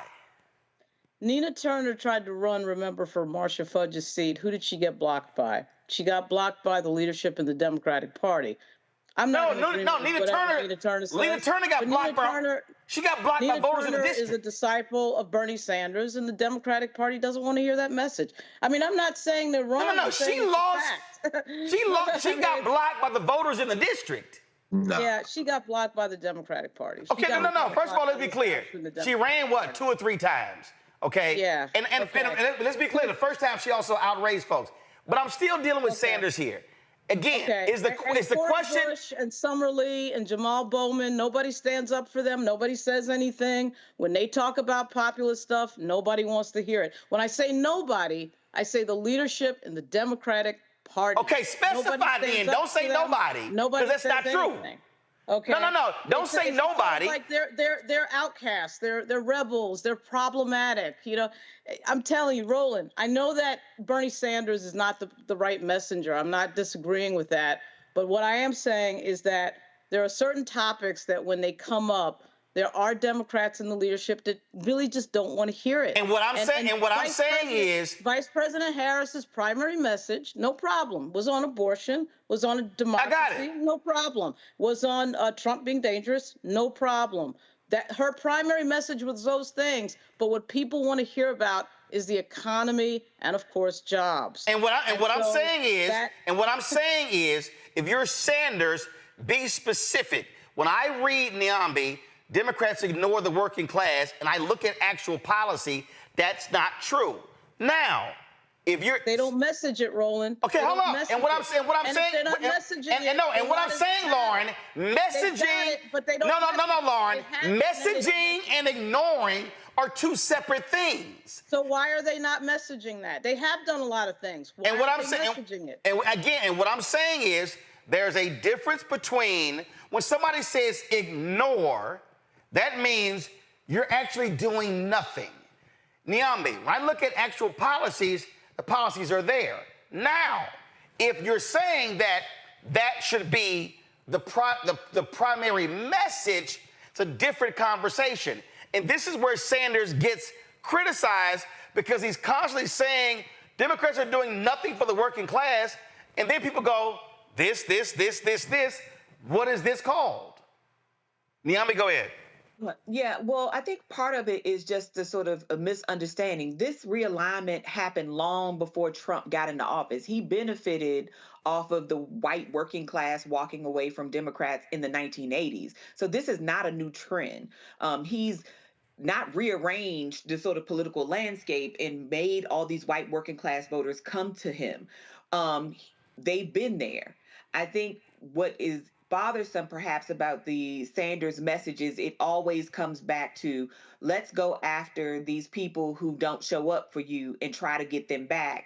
And what you're saying is, well, the attempts to try to get them back are still not convincing. And Lauren is saying it's the messaging. I think it's a little bit of all of those things. The white working class has found themselves angry and left behind. That's not necessarily the Democrats' fault, but they feel like it is. So they've gone to Republicans who've shown themselves anti-union, to not have been very invested in building the infrastructure in their communities, really the Biden administration, right? Trying to ramp up infrastructure in these communities.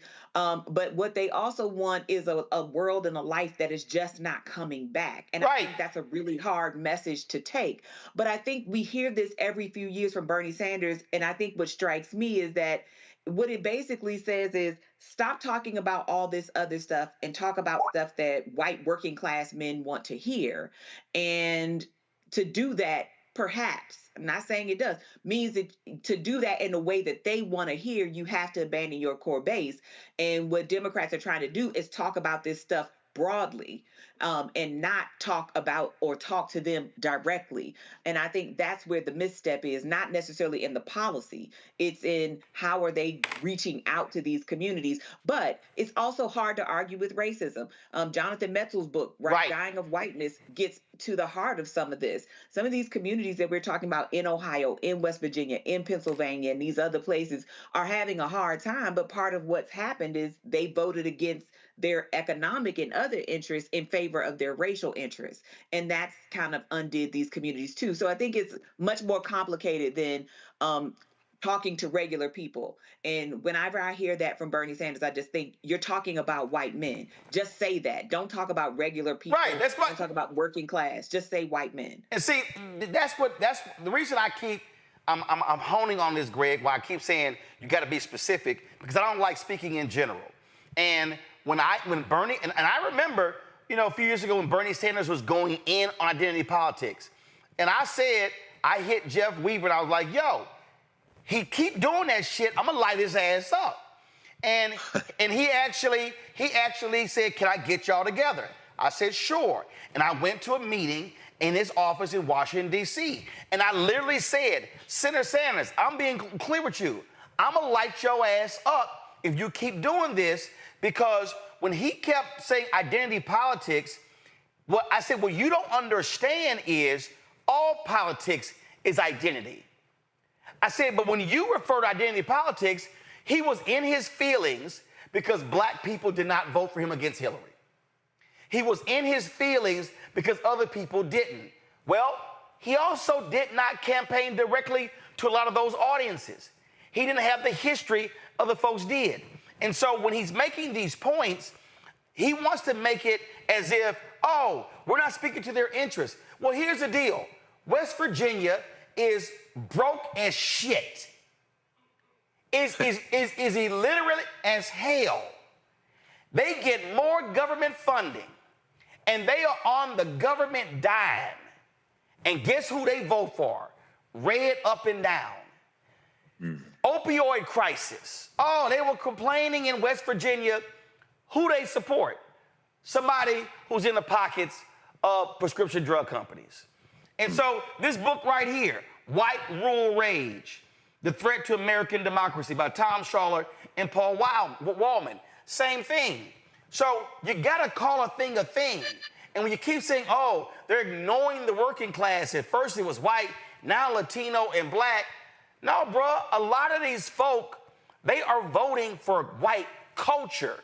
They're not voting for economic interests. When 600,000 Teamsters gets their pension saved And teachers are like, yeah, no, we're not going to endorse. We're not going to endorse. You don't want to endorse somebody who is part of the most pro-union at White House in more than 50 years. The woman who actually cast the tie-breaking ballot to hook y'all up. They were voting for a white man, Trump. And Sanders has to call a thing a thing. Yeah, I think it's late in the day for Bernie Sanders to change his political ideology. He's an old school socialist. And, you know, the materialists, the race reduction, I don't say they're race reductionists. Race will never out-Trump class. And the irony of it is, and, you know, Jane Elliott's right, race is not real, except it is real in the social world. And he can't see how his whiteness has blinded him, ironically, from race. I mean, in some ways, it's the tale of two sisters. Remember when Bernie Sanders was running? And of course, Lauren, I mean, nobody could disagree with the fact that the Democratic Party has an establishment like the Republican Party. Well, the Republican Party different now, but they don't like those people who veer too far to the left. Bernie Sanders is independent. He caucuses with the Democrats and ran for the Democratic nomination for the same reason that I often vote with the Democrats. I don't give a damn about the Democratic Party or the Republican Party, but I do understand that one of those two parties is most beneficial for black people. And I'm thinking now about working class and the poor black people, and I agree, he's the wrong messenger. If William Barber were to say something like that, or to say it in a different kind of way and include race, then I think people could hear it differently. Now, you know, but that having been said, two sisters, Breonna Joy Gray, who was working in his campaign at the top level, who in many ways understands race, but also is kind of more materialist. She's going to go with the class thing, and she's out there now, duopoly, both parties are the same, burn it all down. Okay. Nina Turner, who worked at the top of Bernie Sanders' campaign, who will integrate race differently, and she absolutely was kneecapped by the Democratic Party and Shontel Brown out there in Ohio, even as she had ran several times. The same kind of way that they had to do anything to stop Bernie Sanders from winning the nomination. Shout out to Jim Clyburn in South Carolina. But that having been said, Bernie Sanders' problem is a race problem. It has always been a race problem. Remember, Bernie Sanders was the campaign chair of the Rainbow Coalition in Vermont for Jesse Jackson. The difference between a Bernie Sanders and a Jesse Jackson is Bernie Sanders can never get off that old school, I don't care if we call you the Marxists or the Communist Party in the 1930s or 40s, race will never trump class in Bernie Sanders' world, and he keeps shooting himself in the foot on that regard, and there's nothing that can be done about this late date in the game. Maybe William Barber should sit and talk with him. Maybe they can come. Yeah, and that is so the frustration. That's it, Greg. The frustration, Greg, that I have when, and I've listened to Sanders a lot. I've listened to his long speeches and rallies, and you nailed it. In fact, he said, it's class, it's class, it's class, it's class. And I keep saying, dude, you cannot deny the reality of race. This thing goes back, when you go back to post-Reconstruction, right, where broke white people align with formerly enslaved people of African descent. And in every period of American history, when black people fight for rights, civil and economic rights, the quality of life for white people goes up. Absolutely. It was black people during Reconstruction who were elected to the South Carolina legislature that created what is known today as the publicly financed education system. That's right. Black people created that. And so what did the white plantation own? Oh, hell no. We cannot have these Negroes aligning with these white people. So what did they do? Which King talked about in his speech on the steps of Montgomery, of the Alabama State Capitol, when he talked about a book where he said the bourbon class. They said, guess what came in? Jim Crow. Guess what came in? Utilizing media to create a wedge between broke white people and formerly enslaved people. And that wedge that was created post-Reconstruction still exists. So in Bernie's mind, oh no, it's class. Okay, Bernie, fine. Please show me where broke white people are aligning with broke black people, and let's go down the line. Let's name right now 5 broke-ass states with a lot of black people and white people. Okay, please show me, Bernie, where class in Mississippi, they're voting for Democratic policies. No. Show me in South Carolina. Show me in Arkansas. Show me in Louisiana. Show me in Georgia. They're not. White. But you know, go ahead. Well, say that. William Barber, I'm glad you brought that up, Greg. It's like what William Barber talks about really is one of the messages that the Democratic Party should generally have. I mean, Bernie Sanders is not a leader in the Democratic Party, but a person like William Barber and the message that he brings should be centered. And the fact that he can't, get a meeting and get the respect of the White House is shocking to me. Those are the issues Barber that people should. Those are the issues you would think the party would center, and that is what we found out, I think, on Tuesday. There's so many people who are touched by those types of issues that Reverend Barber talks about, and yet he is shunned. He's shunned. He's not allowed to be on the stage at the White House in the Biden White House. So that makes no sense to me. But guess what Barber does that Sanders will not do? Barber will say poor whites. Oh, no question. He will specify. So Barber doesn't run from race to class. That's right. Barber will mention race, class, and gender. Sanders has blinders on where for him, class overrules everything, and the facts simply dispute that because we know the realities of race. But the issue of poverty in general is something that the parties don't like talking about. I agree. I'm not sure why Bernie Sanders really matters. I mean, I know he put out a statement, but I'm not sure why. No. Here that he matters. Well, no, because this is not because this goes beyond Bernie Sanders. It's because there are other people. Here's why I'm saying the reason I'm saying this and doing this is because other people are saying the same thing, but what they also are denying is the reality of race. Let's take North Carolina. If I go to, and I just want, if I go to, I got to try to find it real quick. But you got to answer this question. How does North Carolina elect a Democratic governor, elect a Democratic lieutenant governor? How do they win all of these statewide races, but not the presidency? Black woman.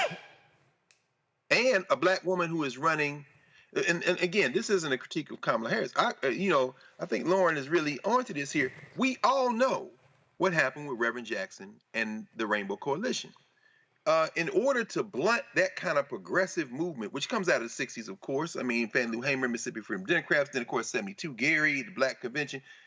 The rise of Bill Clinton, the Sister Soldier moment, the whole concept of executing a black man, signing a death warrant, and going back on the campaign trail. The Democratic Party made a choice in the 90s, particularly 1992. They made a choice to evade all of that force, meaning talking about the poor, talking about the kind of coalitions that Lyndon Johnson was able to copy. Yeah, they were about the DLC. The DLC. The DLC, no question. And so here we are at a moment where whether Kamala Harris's personal sensibilities and heart was in that place, and I'm not saying they were or they won't, you can never be the nominee of the Democratic Party talking about the poor. This is what Reverend Barber's talking about, of course, and this is what Bernie Sanders is talking about, but he doesn't have race in.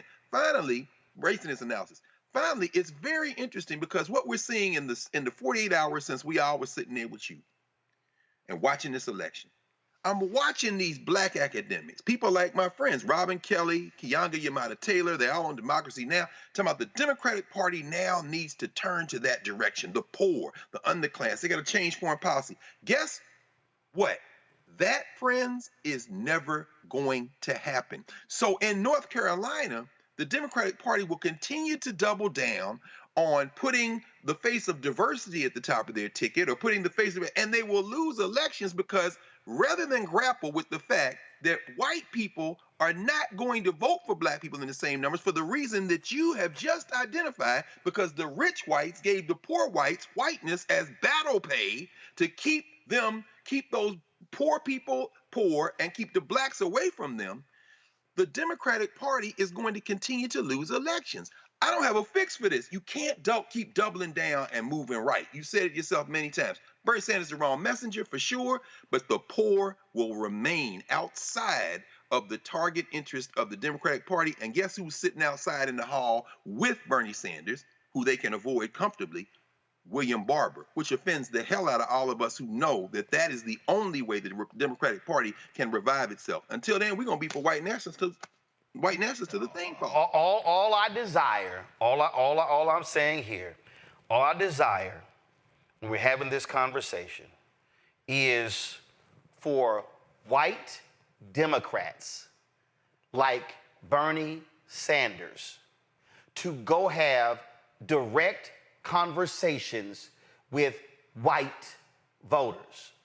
And this is what I would love to see. I would love to see, okay, so Bernie, since you keep saying this, I want you to say, I'm gonna go, he just lost, and I wonder why he didn't do this, but I'm gonna go to Ohio with Sherrod Brown to talk to poor white people and ask them, how did y'all elect a car salesman? That'd be a great move. Absolutely. Who's MAGA supported? Absolutely. I would love for Bernie Sanders to gather some white Democrats to go to Michigan with newly elected U.S. Senator Slotkin and say, we're going to have a direct conversation. I don't need Bernie in Detroit. Right. I need some black people in Detroit to say, Detroit, why in the hell your turnout was 47%? That's a different conversation. I'm going to need Bernie to go into Pennsylvania, not Philly, not Pittsburgh, and the suburbs, but the other areas where the white folks act like they're in Alabama. See, again, this is the thing. It's real interesting how white Democrats who keep saying this, how they don't want to go actually engage white people. Right. That's all I'm saying here. So if you want to make the argument that the working class is abandoning Democrats, I'm gonna need you to commit to a movement to go specifically talk to white working class people. Absolutely. Because that's how Hillary Clinton lost Ohio by 450,000 votes. Absolutely. That's how Democrats lose in Georgia and North Carolina. That's how they lose in these places. And you know what the Bernie Sanders and Democrats want us to do? They want black people to over-index to make up for it. So here's your assignment, Bernie Sanders. In 2026, Tom Tillis is up for re-election in North Carolina for the United States Senate. I want you, Bernie Sanders, to target white working class people in North Carolina, white rural voters in North Carolina, and I want you to go to them to make the argument, whoever's going to be the Democratic nominee for the United States Senate, and also why they support the Democratic nominee for president in 2028. I don't want you going to black counties. I want you going to talk to the white folks, because this is the problem.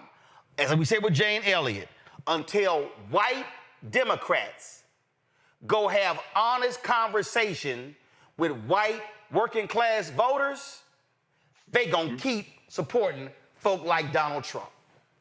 That's right. Just saying. All right. That's right. Appreciate all of y'all being on the show today. Niambe, thanks a bunch. Niambe, I understand you got to partake in some of the food we had Tuesday night. Yesterday.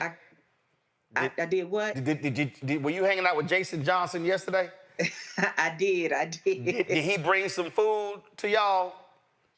He did. He was kind enough. And he credited you, Roland. I just want to make sure that he shared the food with you. Your proper due. I just want to make sure he shared the food with y'all. So he came. Yes. First of all, Greg, he came by and he stopped by. Because it was a group of us and they were talking about getting together. I said, well, hey, y'all can come by the studio and get some of the leftovers. And Jason I'm gonna stop by. So I grabbed a fork.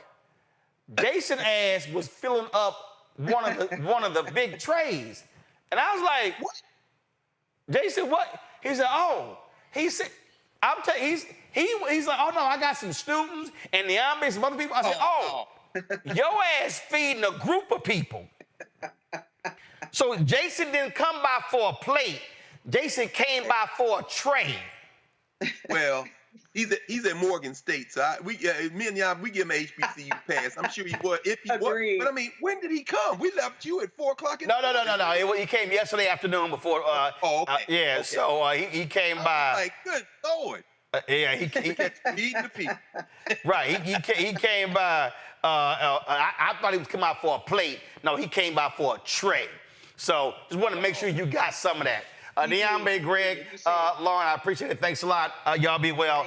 Folks, support the work that we do. All y'all on YouTube, all y'all should be hitting the like button, okay? Every single one of y'all, okay? We should have way more than 2,600 likes. And so it's been more than 8,000 of y'all watching live right now. So matter of fact, y'all hit the button right now. We should be at 4,000 by the time I finish, okay? Y'all should hit that like button. We should be at 4,000 by the time I finish. Y'all, do me a favor. You also please support the show.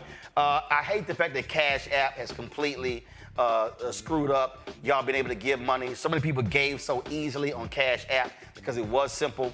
But your donations are critically important for the work that we do. We've got some great plans. We had some greater plans if Vice President Kamala Harris won. We still got some great plans to do more content, to create more shows. And so we want your support. So senior checking money order. So here's what we're asking. Our goal is simple, to get 20,000 of our fans annually. If we get 20,000 of our fans annually contributing at least $50 each, which comes out to $4.19 a month, 13 cents a day, then it raises $1 million. That is important because, y'all, all this stuff costs. Staff, studio, equipment, travel, all this stuff costs. And so your support is crucially important. And y'all have been amazing since we started this journey. Our fan base is awesome. I told y'all I don't see in swag. All the money goes right back into the show to pay for the things we pay for. We're trying. I mean, and I ain't got no problem. I'm telling you right now. Right now, we're trying to hire 3 new staffers. And it's going to be about $185,000 to $200,000, okay? And so when I say these things, I'm in very serious terms of what we're trying to do. And so everything, look, like we're paying for, okay? You know, our expenses are $195,000 a month, okay? So I'm being real clear with y'all in terms of what we're doing. So when you give, trust me, it all goes to make this show possible. And we have other shows that we're doing as well. And so send your checking money order to P.O. Box 57196, Washington, D.C., 20037-0196. YouTube, we had 3,400 likes. We need 600 more to get to 4,000. Y'all hit that damn like button. Let's go. Y'all playing around. PayPal is R. Martin Unfiltered. Venmo is RM Unfiltered. Zelle is RolandSMartin.com. Download our Black Star Network app. Okay, you can take it wherever you go. Of course, that's available on Apple phone, Android phone, Apple TV, Android TV, Roku. Amazon Fire TV, Xbox One, Samsung Smart TV. Also get the Black Star, download, get my book, White Fear, How the Browning of America is Making White Folks Lose Their Minds. Available at bookstores nationwide. Get the audio version on Audible. Y'all be sure to get the graphic from Keenan. Also, y'all, we podcast this show. And so we're available on all podcast platforms. And so if you want to download the audio to this show, then you can do that as well. And also, so let me go ahead and address this. So you got somebody sitting here. I love this person's name. I know better than you. Can someone explain spending $200K a month on YouTube channel expenses? Well, clearly your ass don't know better than me. And so since you want to understand why you have $195,000 expenses, I'll tell you rent is $20,000 alone. You also have staffing costs that also cost that are more than $100,000. We're now up to $120,000. Since you want to ask these questions, okay, there are literally 15 people that we actually pay. You've got a director, a producer, associate producers. You've got graphics person, a video playback. You've got audio. You've got freelancers. You've got an assistant. You've got a digital person. You've got a CFO. You've got a bookkeeper. You've got an accounting department. Those are called expenses. For the people who don't understand business, the person I know better than you. So while you're watching this show going, oh, I'm watching a YouTube channel. No, this is an actual show. We're not sitting in a closet broadcasting the show. This is their actual real cost. The live view unit we use, the rack unit is $40,000. The 2 live views we have, they're $20,000 each. The cost for a Black Star Network app is $140,000 a year. Again, for the person who doesn't understand business, these are called expenses. Associated Press, to be able to get AP content, is $170,000 a year. So when you watch this show and you're seeing all of these things, those things cost money. And that's why 32,000 people have donated to our show since we launched September 4th, 2018. And so while some of you may just sit at home thinking, oh, I'm just watching this, yeah, don't think for a second I don't monitor comments because I see when you're saying stuff. So if y'all want to support the work that we do and not freeload, pull it up again. Check and money order, P.O. Box 57196, Washington, D.C., 20037-0196. And I love this person sitting here going, oh, this channel is so repulsive. Guess what, Muffy? You now are blocked.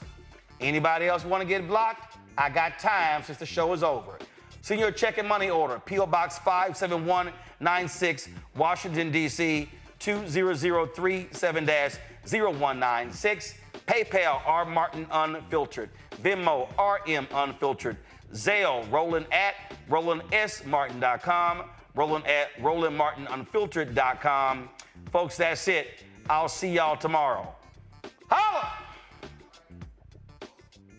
Black Star Network is here. Oh, no punch! I'm real revolutionary right now. Thank you for being the voice of Black America. All momentum we have now, we have to keep this going. The video looks phenomenal. See, this difference between Black Star Network and black-owned media and something like CNN. You can't be black-owned media and be scared. It's time to be smart. Bring your eyeballs home. You dig?